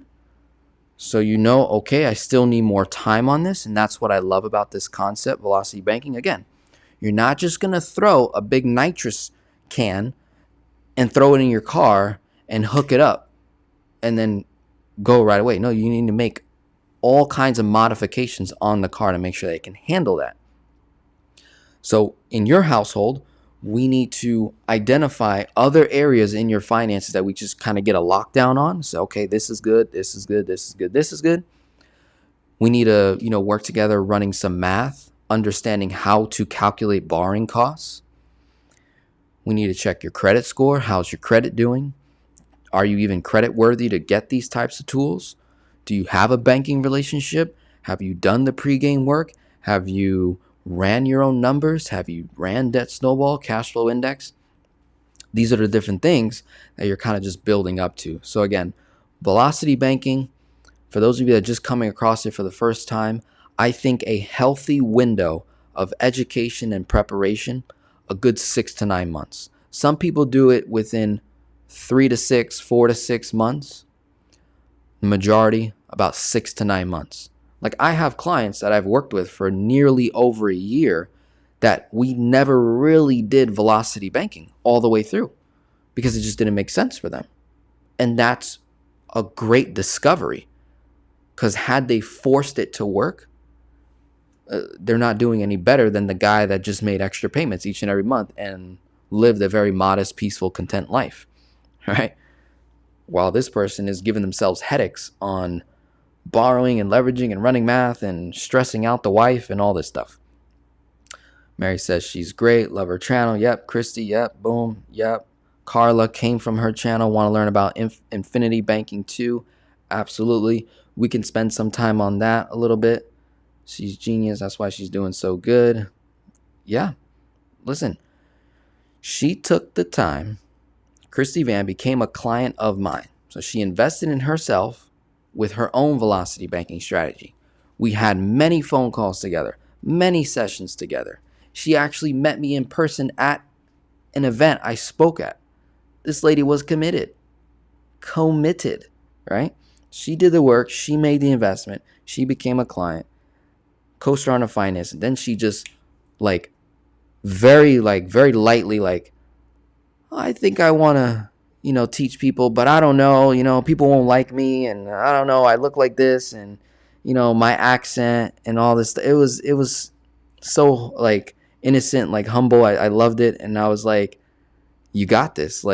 Because of your accent, because of your personality, because of the way you look, because of the way you talk, because of the way you behave, you're about to attract a whole new audience to the space. And that felt like prophecy right there, because literally we're able to witness it today, where it's like she became a client, worked on her own finances, we solved, did velocity banking, we got the debt tools. I think she's doing infinite banking now because she's promoting that. And it's like one thing after another. I mean, come on. You got to look at your own self and say, okay, am I really committed, or am I a spectator? Am I a wanter, right? But I have no urgency to change my life, right? You got to have that urgency, that will, that commitment. That's got to come from within. Nobody can give it to you. I've enjoyed your videos. However, I have a different viewpoint on the use of 401k, especially if you use in a self-directed account, opens up investments other than equities, stocks. Great. Cool. Yeah, we can vary in opinions, on the whole 401k. For me, Vera, unfortunately, I have a real life experience that has brought me to the conclusion that I personally will never get a 401k, right? And the reason why I came to that conclusion, Vera, is I've never met a 59-year-old or older individual, male and female, and I've worked with thousands at this point. I have been able to talk to thousands of people at this point. I have never met one person, Vera, that can honestly tell me with full transparency that they enjoyed using their 401k and building it over the last 30, 40 years, that it gave them the returns that they were expecting, and they were able to live off of that as a stream of income. I've not met a single person. So that, as a 27-year-old, I'm like, oh man, I have the ability now to basically look into the future a little bit when it comes to that specific product, where I'm like, yeah, every 59 plus year old I know is dissatisfied with their 401k. On top of that, they have no idea what their annual costs are per year in the account. Not one person can ever tell me how much it costs for them to invest in their 401k. Not one of them can tell me what tax bracket they're going to be in once they start taking withdrawals. Not one of them have been able to create a passive stream of income that can cover their cost of living at the least. Doesn't even cover their cost of living on a monthly basis, their 401k. They need the help of Social Security, a pension, and maybe some other things. They have to go get a part-time job to compensate. And even then, they're only cash flowing maybe $200, $300, $400 in their 60s. It's wild to me, Vera. So that's why I'm like, whether it's self-directed, whatever it is, like I haven't been able to see the value. Now, if there's anyone in here that can genuinely tell me that they love their 401k, their performance, they can tell me how much it costs to invest every single year, roughly the amount of income that they'll be able to generate from it when they retire after 59 and a half, please send me that data so that you can change my mind a little bit, because I'll be open to it. I'll be totally open to it. I just, that's been my issue, Vera, right? So if you're that person, Vera, where you can say, yep, Denzel, boom, look, 40 years I've been investing, 30 years, 20 years. This is how it works. These are my returns. This is my costs. And this is how much income I'll likely be able to withdraw from this on a monthly basis or annual basis, whatever it is. Flores, thank you. Beautiful. How do we get signed up for info on ICOVEST class? I will drop the link in the chat as well. If you're already signed up for Finance Geek Ministry, inside the course, I provide all the instructions, right? All the instructions are there. So that's going to be your action step, is join Finance Geek Ministry so you can get a full understanding of what's going on with ICOVEST, how it works. It'll show you all the links to their website and everything. Yeah, you can use self-directed IRA to purchase RE investments, which will provide you with monthly cash flow. Absolutely. I don't disagree. Right? I just have not met that person that can show me their account. Like, look, it's doing phenomenal. Right? And I'm like, oh, thank you for changing my mind. Until then, I have not met anyone yet. So that's where I'm like, ugh. Versus every person I've spoken to that started their own business and has been successful, there's a track record. So I can say, oh yeah, that's pretty reliable. That business that you created based on your purpose, your skills, gifts, and talents has generated you a healthy, generous, abundant cash flow on a monthly basis. And then people that I talk to that are much older than me that did infinite banking and have multiple policies are extremely happy with their lives, right? People I talk to that have HSA accounts, right? Good testimonies there. Roth IRA, good testimonies there. But when it comes to those taxable investment accounts like IRAs, 401ks, 403bs, TSP. Well, I think TSPs have gotten good reviews. I think that's with the government. Those thrift savings plans usually have a better borrowing rate, and I think a little bit more consistent in terms of less fluctuation. But yeah, that's just where I'm at. Would you recommend using your PLOC to start an IBC policy? People have done it before. No, I'm not going to necessarily recommend it. It is an alternative, right? If I had cash on hand, if I paid off a ton of debt and I got this extra cash flow available, capital, I would prefer to just start there. And then my PLOC can be backup. So if I have $10,000 in savings and I want to start a policy funding $15,000 a year, well, I can pull from the 10 that I have in savings. Let's say you save $10K every year, and then you can leverage 5. So now you're funding $15K, and then you do velocity banking on the 5, pay it off, pay basically nothing in interest, right? Is there a magic number or percentage of cash flow one should have before starting an IBC policy? I do believe there's a number, and this is my personal preference. Personal preference that is healthy, but not required. All right, so not required, it's a preference. Let me be abundantly clear. It is a preference, my friend. So when it comes to IBC, I prefer, if I was in your shoes, I want to have a monthly, conservative, consistent cash flow of at least $1,500 a month. At least. All right? That's $18K a year, I think. All right? So that's the cash flow I'd like to see.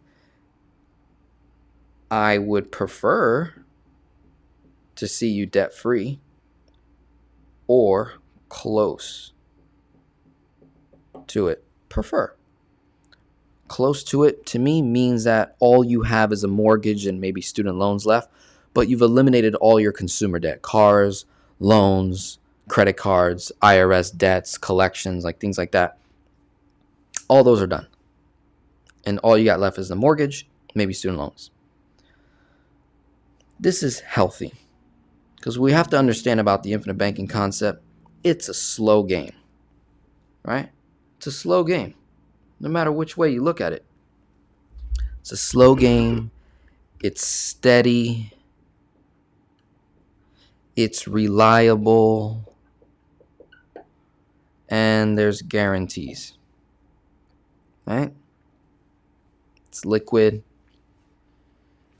Is this going to perform like a real estate investment? Probably not. Is this going to perform like the stock market? Probably not. Is this going to perform as if I started my own business? No. This is protection.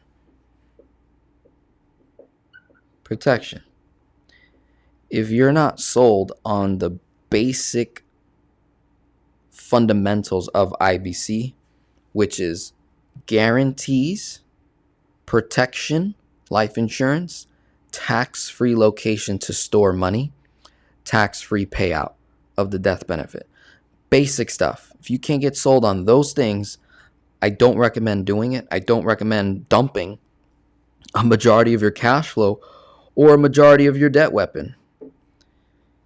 Because when you borrow from here to start an IBC policy, no matter which way you look at it, buddy, you're in the negative. No matter which way you look, you're negative out the gate, right? And it's going to take a while to make that money back up. So I would rather people have strong cash flows, strong income, low expenses, a nice gap between what they make and what they spend, capital available. I want to see a habit like, hey, on top of the cash flow of $1,500 a month, I'm also saving 1,000 a month, so technically I have 2,500. So saving 1,000 a month, that's 12,000 a year.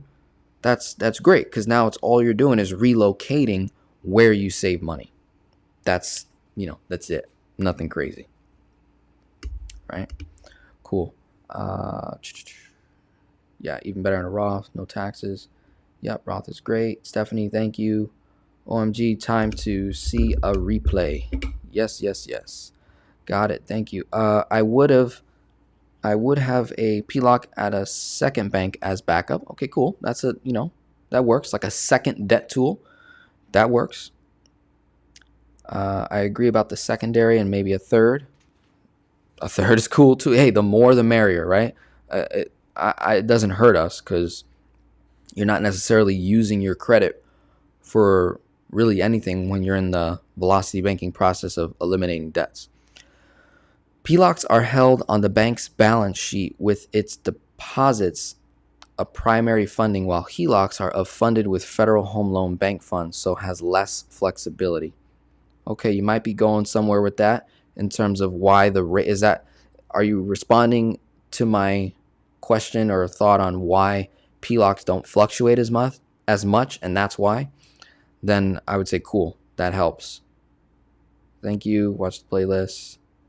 Can you tell me where is your how do I get my finances in order 101 section? Yeah.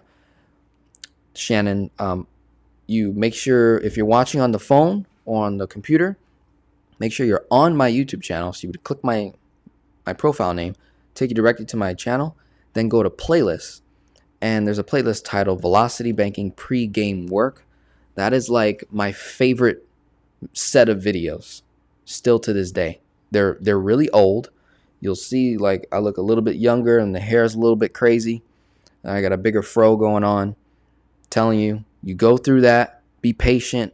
It's not like my best production type videos, but I'm telling you the content is there in terms of like how to get yourself like really in line. I'm going to have you thinking about things that you're like, "Oh my God, I wasn't even thinking about that." I'm going to have you recovering cash flow without even paying off debt. It's going to be great, right? So velocity banking, pre-game work. How long did it take Christy to go from client to coach? Great question. Let me give you the facts. So let me just look her up real quick. All right. And then there's two things I want to warn people on when you're looking for a debt tool. All right. There's some things that I came across recently where I'm like, oh, I don't like that.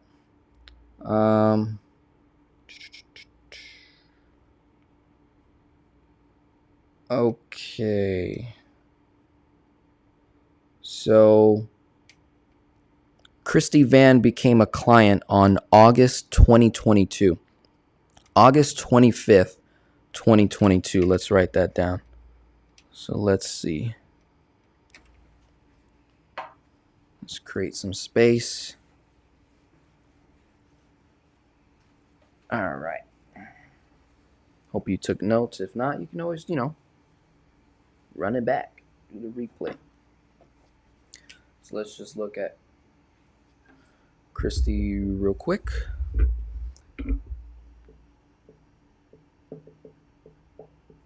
So Christy Van became a client in August 25th, 2022. Okay. And then first coaching call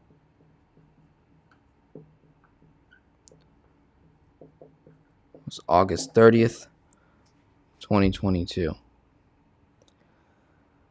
Let's see. We kept working together all through, let's see,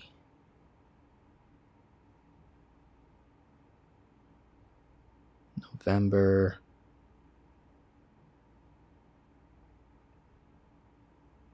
I think Christy started working. Okay, so she sent me an email on November 18th, 2022. So November 18th, 2022, she emailed saying she got 1 subscriber. How cute. Subscribe. Oh my God. Can't spell. So SUB scribe.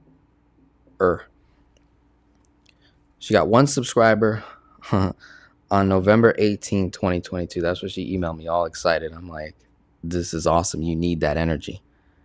All right. So that means she started the YouTube channel before November 18th. So from August, becoming a client, September, October, November. Holy crap. She wasn't playing. She wasn't playing. Yeah, I think she started like really kind of quickly. And let me just make sure I got my stuff right, because I feel like we spoke a little bit sooner than that.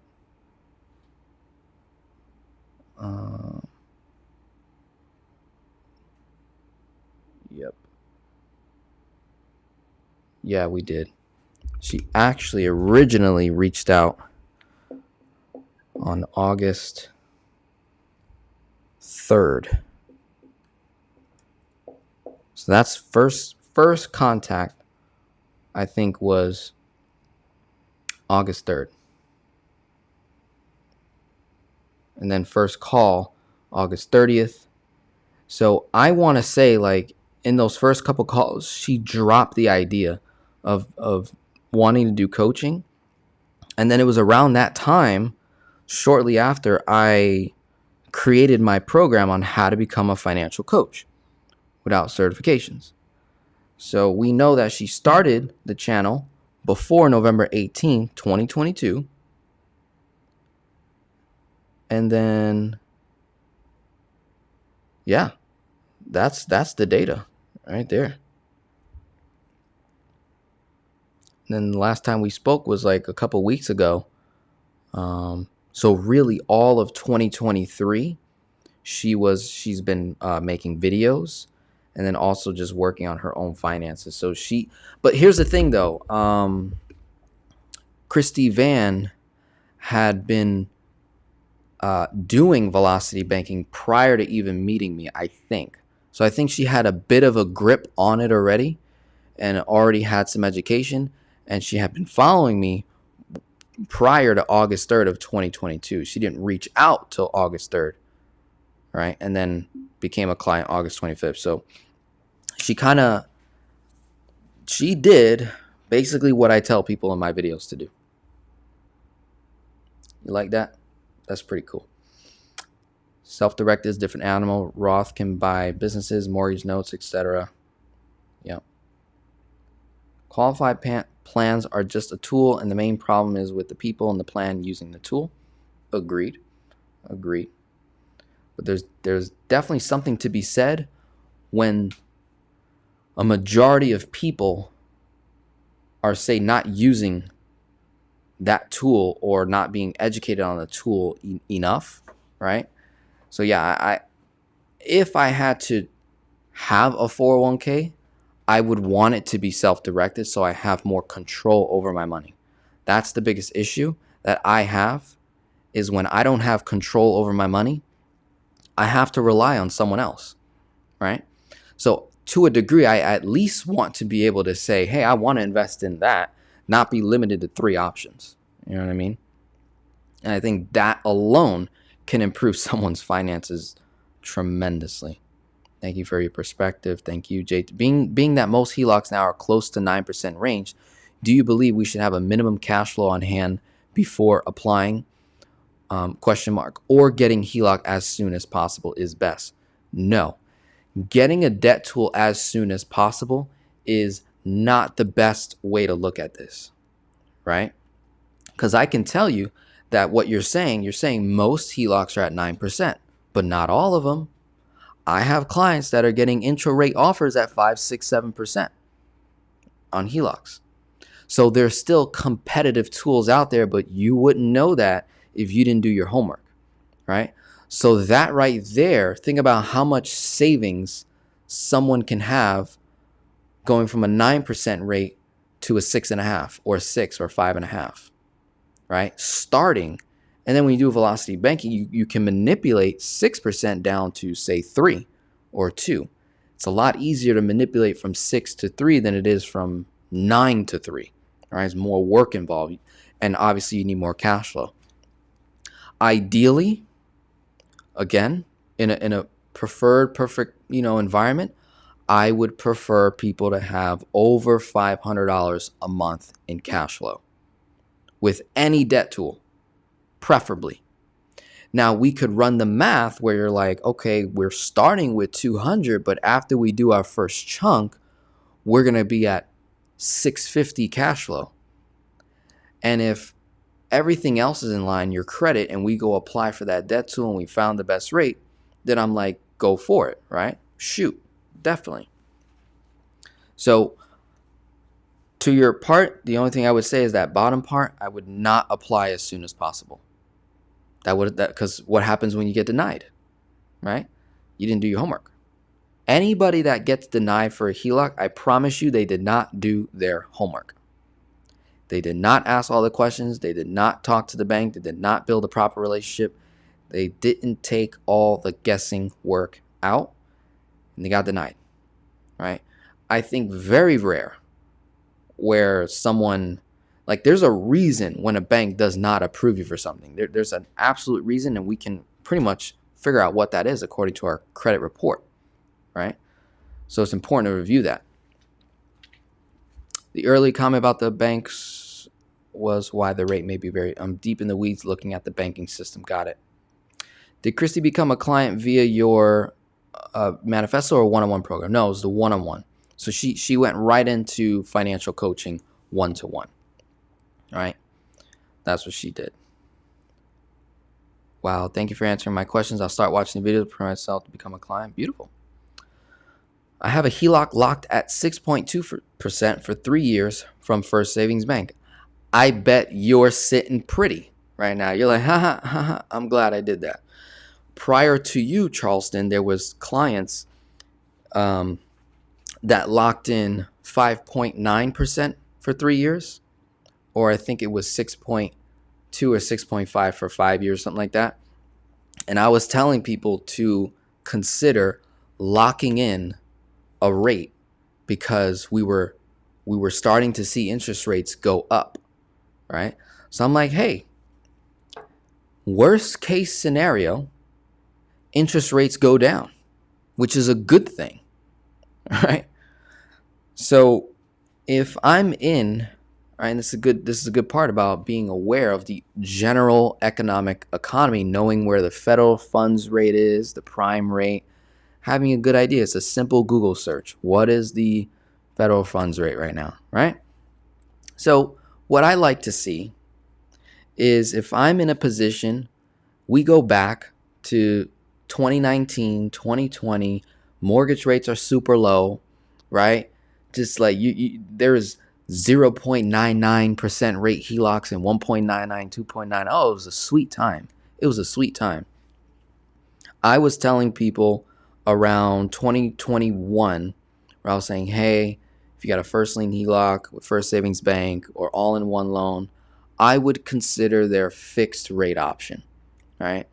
If you have a regular HELOC, you could stay with the variable rate if you know you're going to be out of debt pretty soon. You're not going to really need it again. But if you want, go ahead and lock in the low rate now before it jumps, right?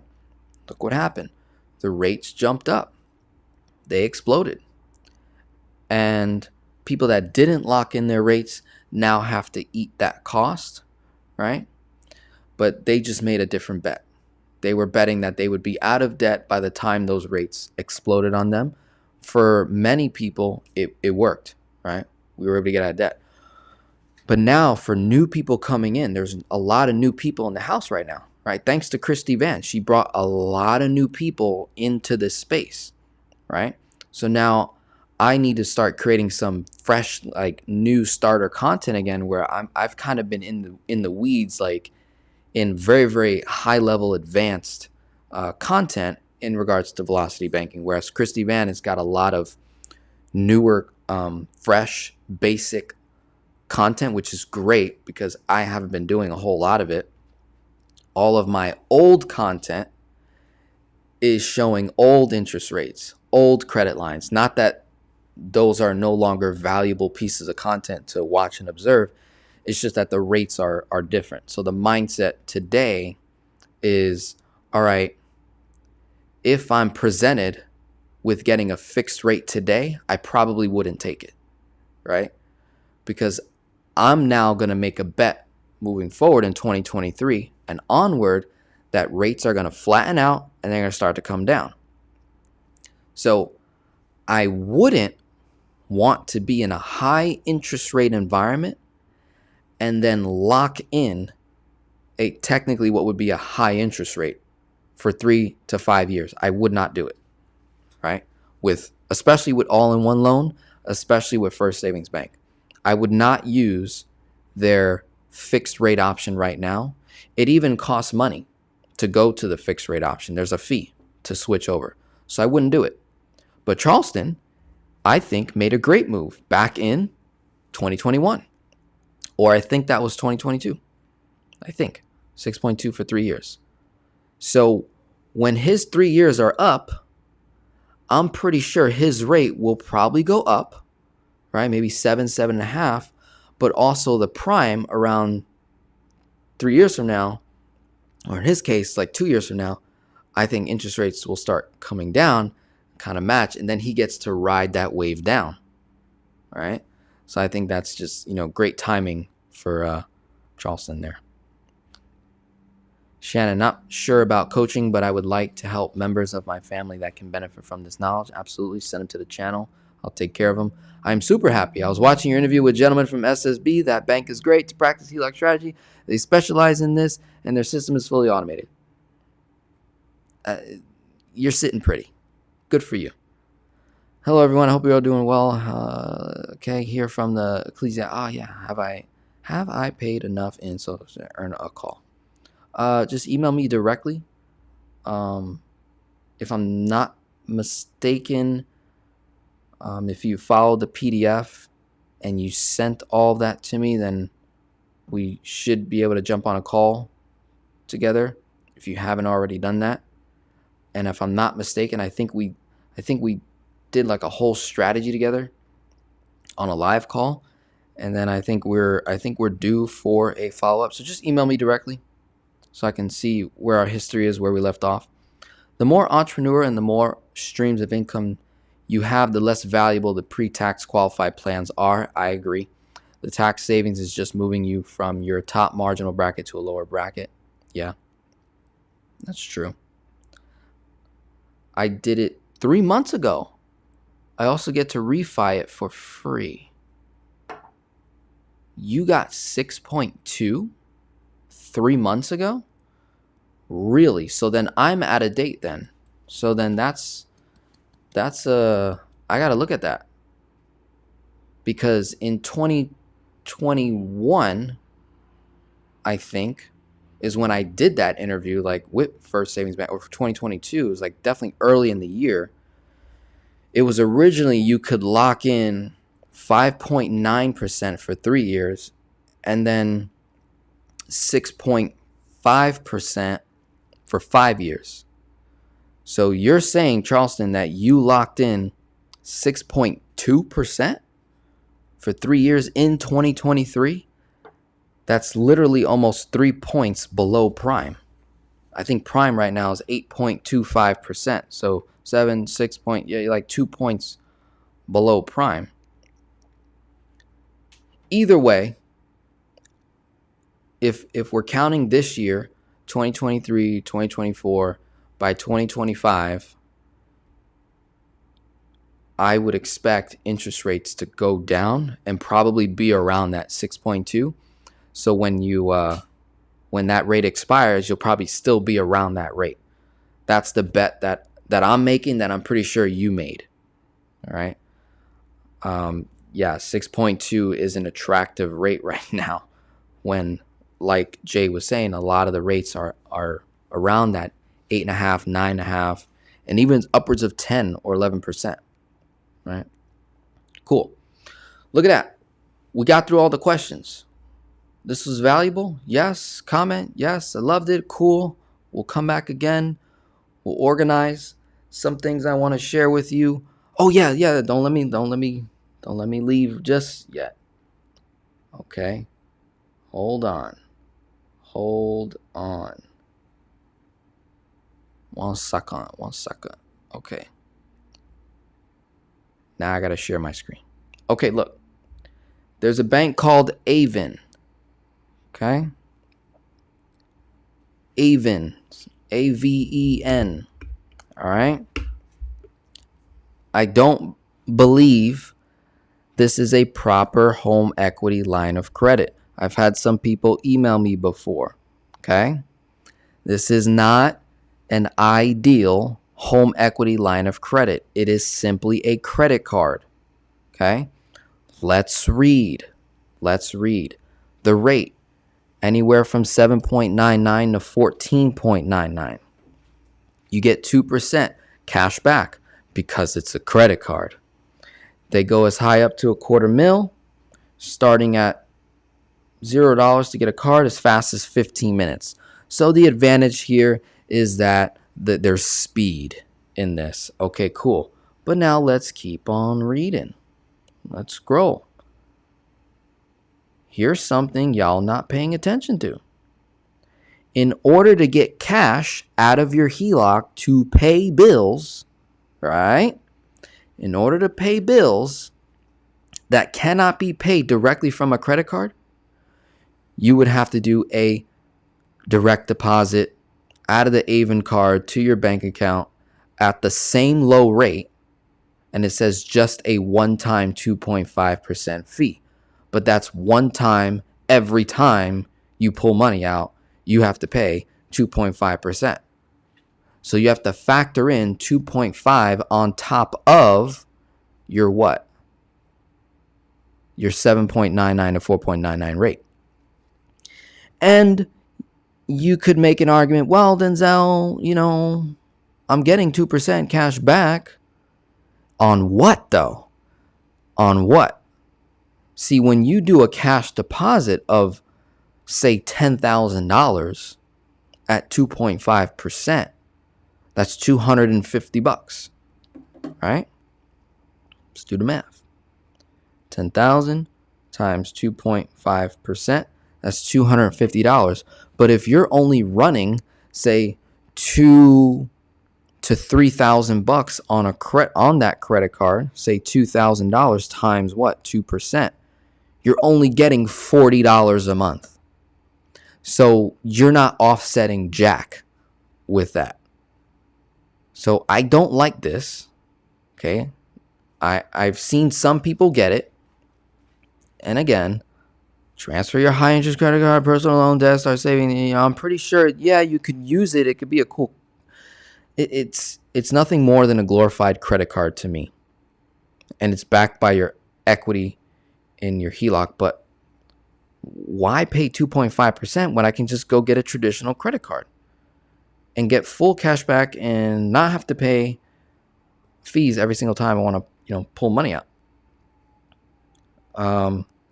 So I'm not the biggest fan of this. I don't like it. Maybe someone can make a point.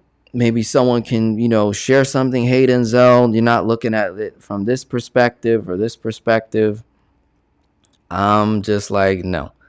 To do velocity banking properly, you need a HELOC where you can move money in and out of the line without any restrictions, without any fees. because you're already paying an interest rate on the tool itself. And especially, again, we're in a high interest rate environment. What if you don't get 7.99 and you land at 10.99? Now you're paying 10.99 plus 2.5% for every chunk that you make, right? Don't like it. Here's another one, upgrade. I don't know why a lot of people think upgrade is a line of credit. It is not. I don't see anything giving me any indication whatsoever that upgrade has a personal line of credit. They do not. They just have credit cards. Okay? They do loans. Look, fixed rate, affordable monthly payments, no repayment fee. Right? They got credit cards. Credit cards. That's it. All right? I would not fool around with upgrade. Their personal loan rates are freaking high. It is not low. I have clients that have 14%, 12%, 9%. Look at that. You telling me that's low? Buddy, 12.66%? No. Okay, stay away from this. Upgrade is like lending tree. All right, don't do it. Don't like it. This is not for velocity banking. Please, okay, that's my warning. Stay away. Don't like it. Okay, wrap it up. I've made my point. Okay, I made my point. Cool. Sorry, I misspoke. Here were my choices. 3 years fixed at 6.375. 5-year fixed at 6.75. And then tell me, Charleston, was that this year, 2023? Because if it is, that's still a pretty good offer, right? Ooh. My rate on the HELOC is at 12% variable. I have to decide if I'm going to go forward by Wednesday. Oh, okay, so you haven't even accepted it yet. Hey, I'm more than happy. You send me all your numbers. We have till Wednesday to make a decision. Maybe we could hop on a call before then. You send me all your numbers. I want to see what the other debt is getting paid off at what rate to move it over here at 12%. And then I want to see what your numbers are. Can we manipulate 12 down to below whatever the rate you are moving it at? You can't do that. Why? 12%, that's too high for me, right? 15% is like my max, but once you start getting into the double-digit range, I feel like we're forcing velocity banking and we really don't need to. We could be a little more conservative by simply paying down some other debts, making extra payments, rerouting cash flow, reducing our cost of living, managing expectations. I feel like we could totally do other moves before forcing this concept to work in our favor. I know for a fact that you could have other options than going with a HELOC at 12%. You could probably find something at 9, 8, 7.5, right? So that's just me. Like, I don't like to rush velocity banking. I really don't, right? I like watching then how much faster you could get them to go. Okay, I don't know what that is. Sorry, Miss Way. Okay. Infinite banking explanation, please, or a bit of a word to start. Okay, so I have a playlist all about the infinite banking concept. Highly recommend it to check that out. We can go into it real quick. Okay, yeah, boom. Thanks. Yep, has a playlist for that. It's literally titled All About the Infinite Banking Concept. Okay, learn from you. Boom, boom, boom. Yes. Avon seems bad. Rather have a separate credit card and HELOC. Absolutely. Why would I lock up my HELOC in an Avon credit card that's at those super high rates and have to pay 2.5% every single time? I'm just not, the math is not mathing up for me. What are your thoughts on CC? Credit card, I don't know. A little more clarity. Yes, this year in March. Wow, interesting. So they definitely did something, because they did something for sure. I have about 50K in debt. I want to run through velocity banking on 121,000 HELOC. Jewel, look where you're at, 12%. Look where Ramanette, 50,000 in debt. I want to run through a velocity banking on $121,000 HELOC at 5.15%. The debt is almost all high interest credit card. What's the risk of putting all 50K on the HELOC at once? The simple risk here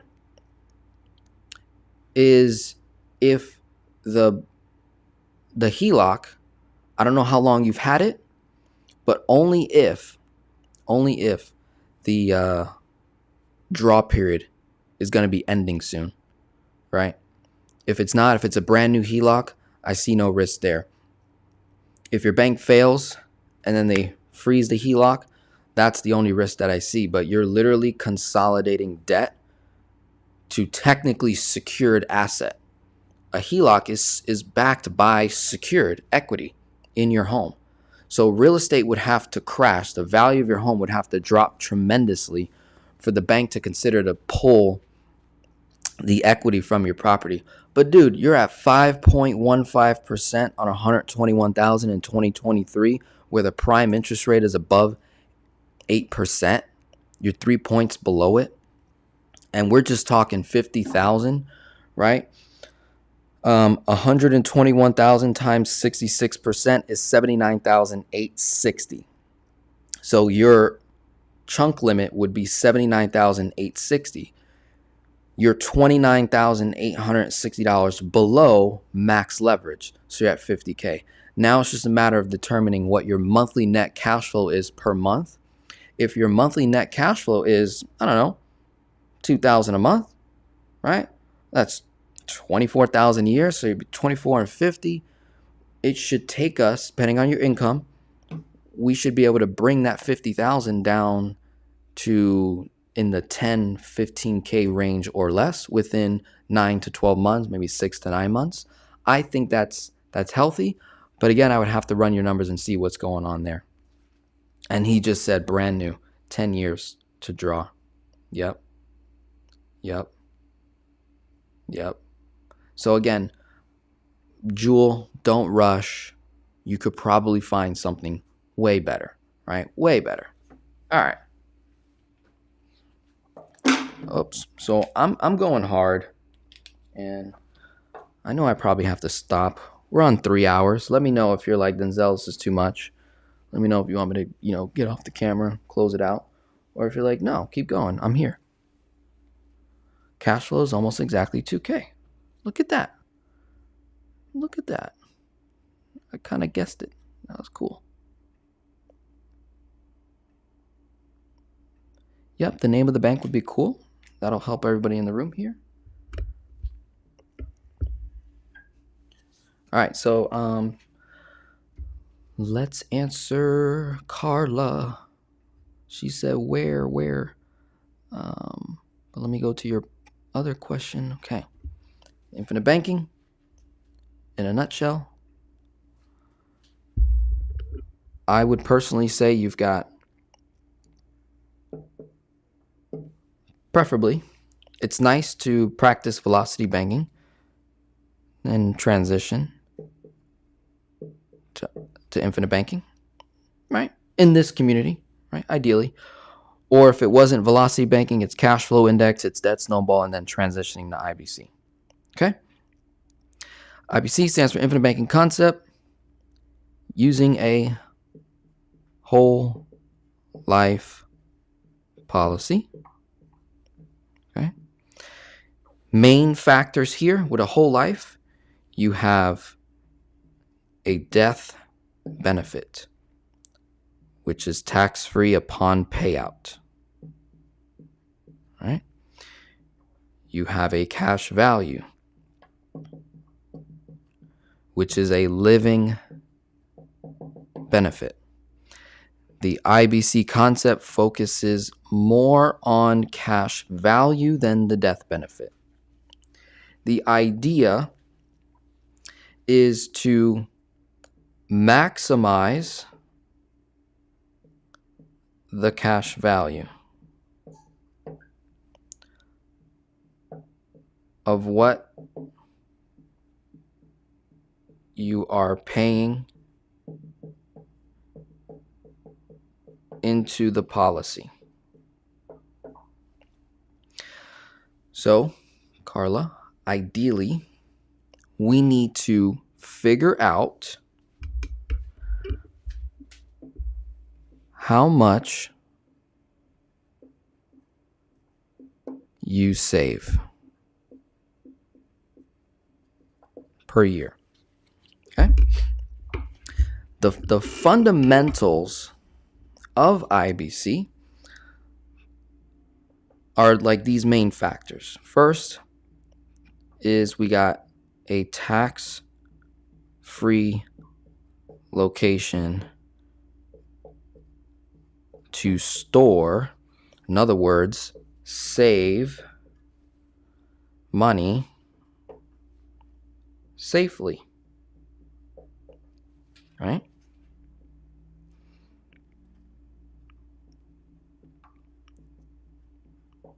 Guaranteed. In today's marketplace, these policies give a guaranteed rate of between 2 and 3.75%. I think those numbers are accurate. They might be changing next year. So you got a guaranteed rate. Then there's these dividends that increase this, your cash value, which is the amount of money that you're trying to save per year.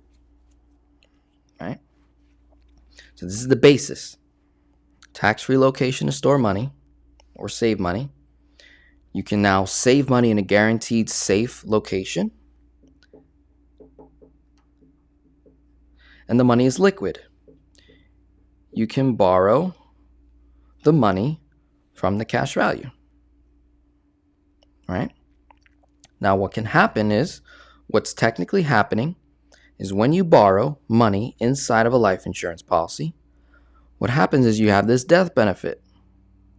Your death benefit will decrease by however much money you borrow out, which means your cash value is unaffected. It'll keep growing at a certain rate. So there's a funny term, a sexy term called arbitrage. And part of your planning when you borrow money is to figure out what your cost of borrowing is within the policy. You're earning money on money that you're going to be able to borrow out and use it for another purpose, to either pay off debt, or invest and create more money, which creates a return, which then helps you pay back your loan back to yourself. So the idea, Carla, is you are becoming like a bank for your own finances. You have more protection, more security, more safety. This is where banks store your money in cash value life insurance policies. And it's recognized as a tier 1 asset on their balance sheet. So in order to implement this, there is a load of education that you're going to want to put yourself through. I give it 3 to 6 months of education. You can learn about, okay, how to properly design a policy. What are all the different options, right? Who can I work with? Who can I trust? I like Denzel. I like Christy. I like Caleb. I like Steve Parisi. You pick someone who you feel like you can have a genuine relationship and build, because ideally you're going to have it for your whole life. So if you have a policy for your whole life, the agent that you work with, they're going to be in your life for your whole life. So think about that. Ideally, you want to work with an agent that you can have a nice relationship with, be on the same terms, have, similar mindsets, be in alignment, maybe spiritually, maybe financially minded, and just like with different goals and missions. And you guys may be able to do things all throughout your lifetime, right? So we need to figure out how much do you save already per year. And you would just be redirecting that to the policy, right? And then there's however much money you're investing. right? How much you invest per year, right? And then your cash flow times 12. And then if we're doing velocity banking, credit limit times 66%. All this does on the velocity banking side is increase the amount of money you'd be dumping in here. That's all it does, because now you're leveraging capital, right? But if you went off conservative and just say, okay, I save 10 grand a year and I have 10 grand in my emergency fund. So in the first year, I'd like to pay in 20,000. And then every year thereafter, I want to be able to pay in 10,000, but I want the ability to pay in up to 20,000 in any given year. So we can literally design a policy to handle that, right? And that is, I'll just keep it just like that for you, Carla. If you're not sold on just these parts right here, you shouldn't do it, right? Give yourself that time to learn more, educate, find the person you actually would enjoy working with. You know, we're talking about putting thousands and tens of thousands, maybe hundreds of thousands of dollars into this type of an account. Ideally, you want to work with someone who you like, you can actually have a conversation with. You're not going to fight and battle and argue and things like that. I think that's something that is very helpful. My relationship with my insurance agent is Steve Parisi. He's done my policies. Phenomenal relationship. Every time I reach out to him, he's very helpful, helps me, and that's great. There's Caleb, working with him now. He's awesome, and I'm working on another relationship in that space. So it's great. I had a PLOC with upgrade, but the max they will offer is 5K with 8.5%. Yeah, it's like, I'm telling you, it's not a PLOC with upgrade. It's not. I just keep it for just in case, but you can draw off of it, and I've had it about for 4 years. Yeah, but it's going to cost you 2.5%.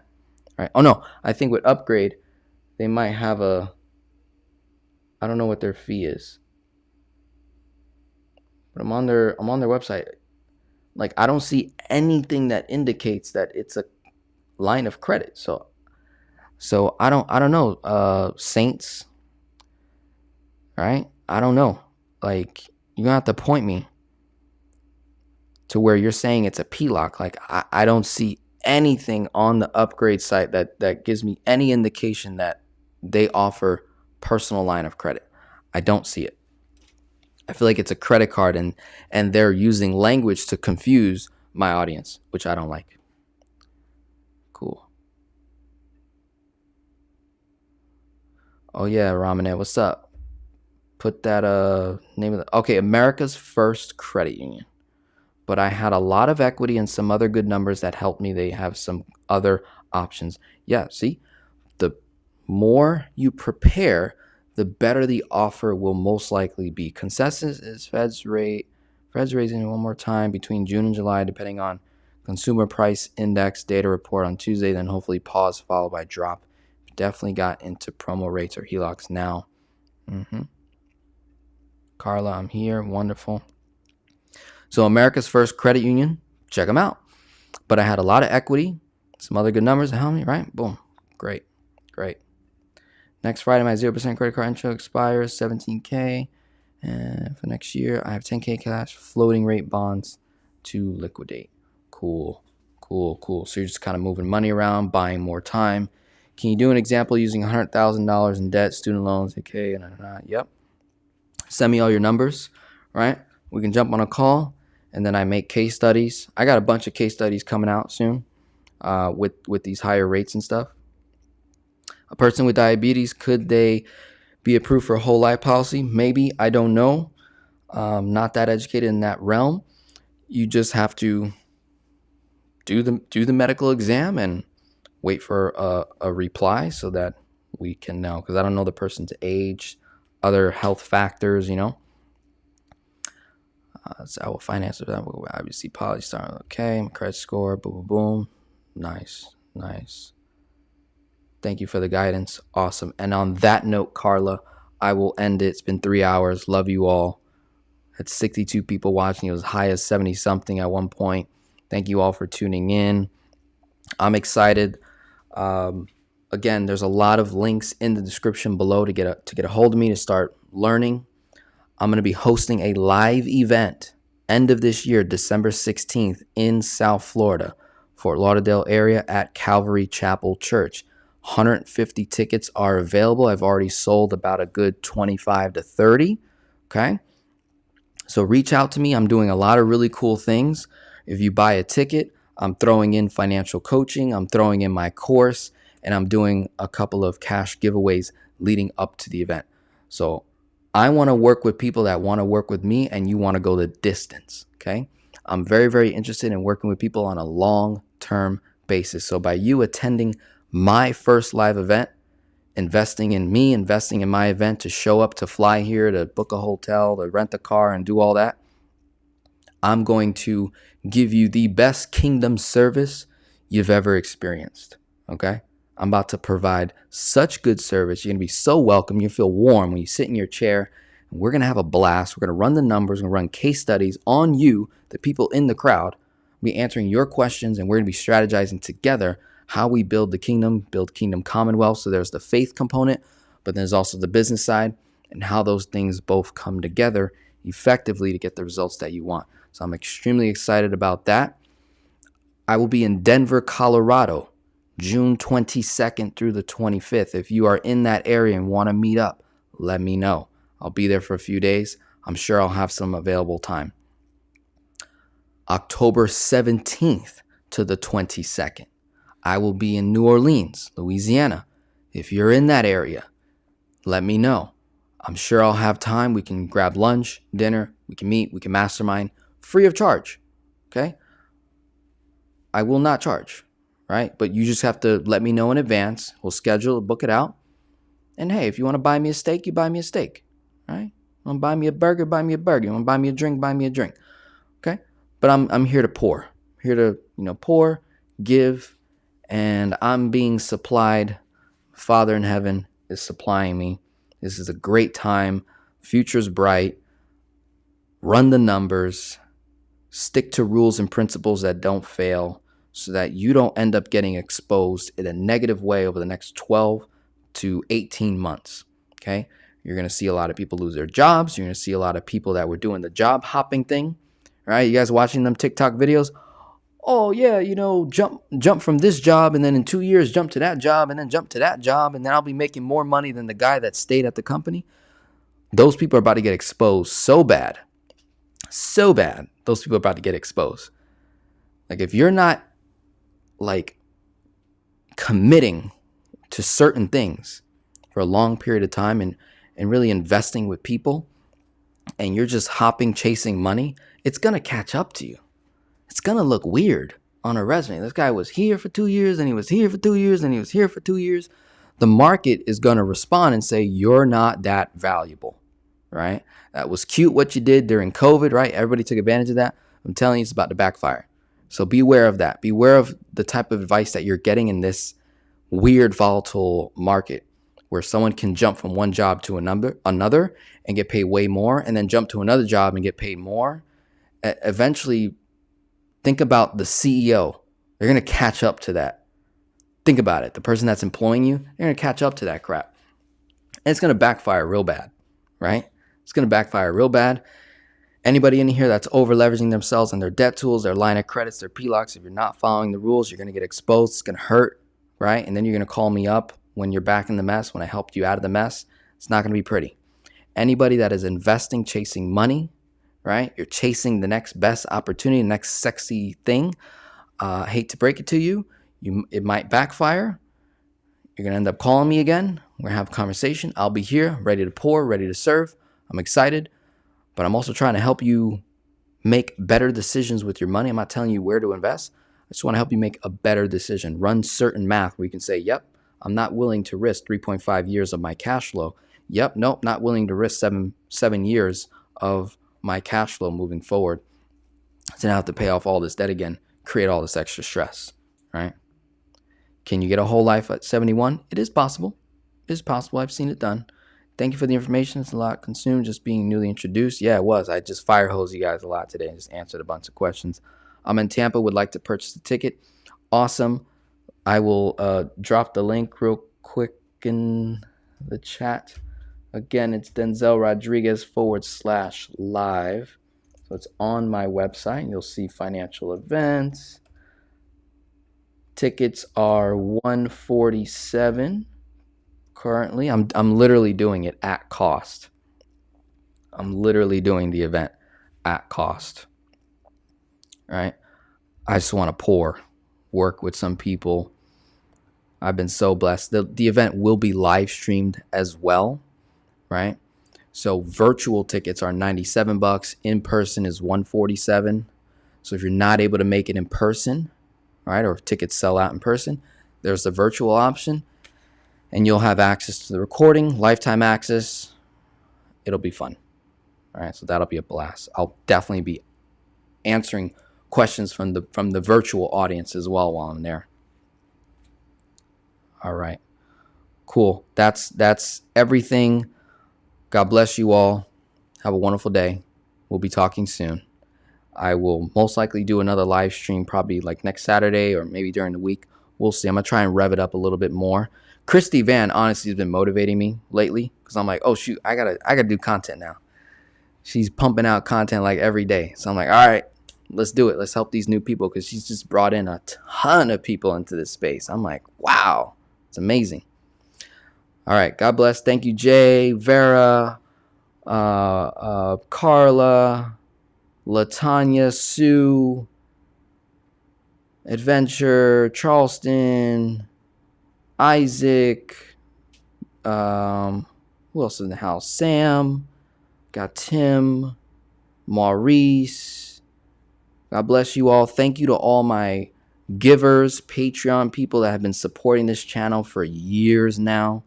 Literally, I'm running the channel at cost from people just giving, right? It's pretty awesome. So that this channel is fully funded by givers. Pretty cool. And then I give content for free.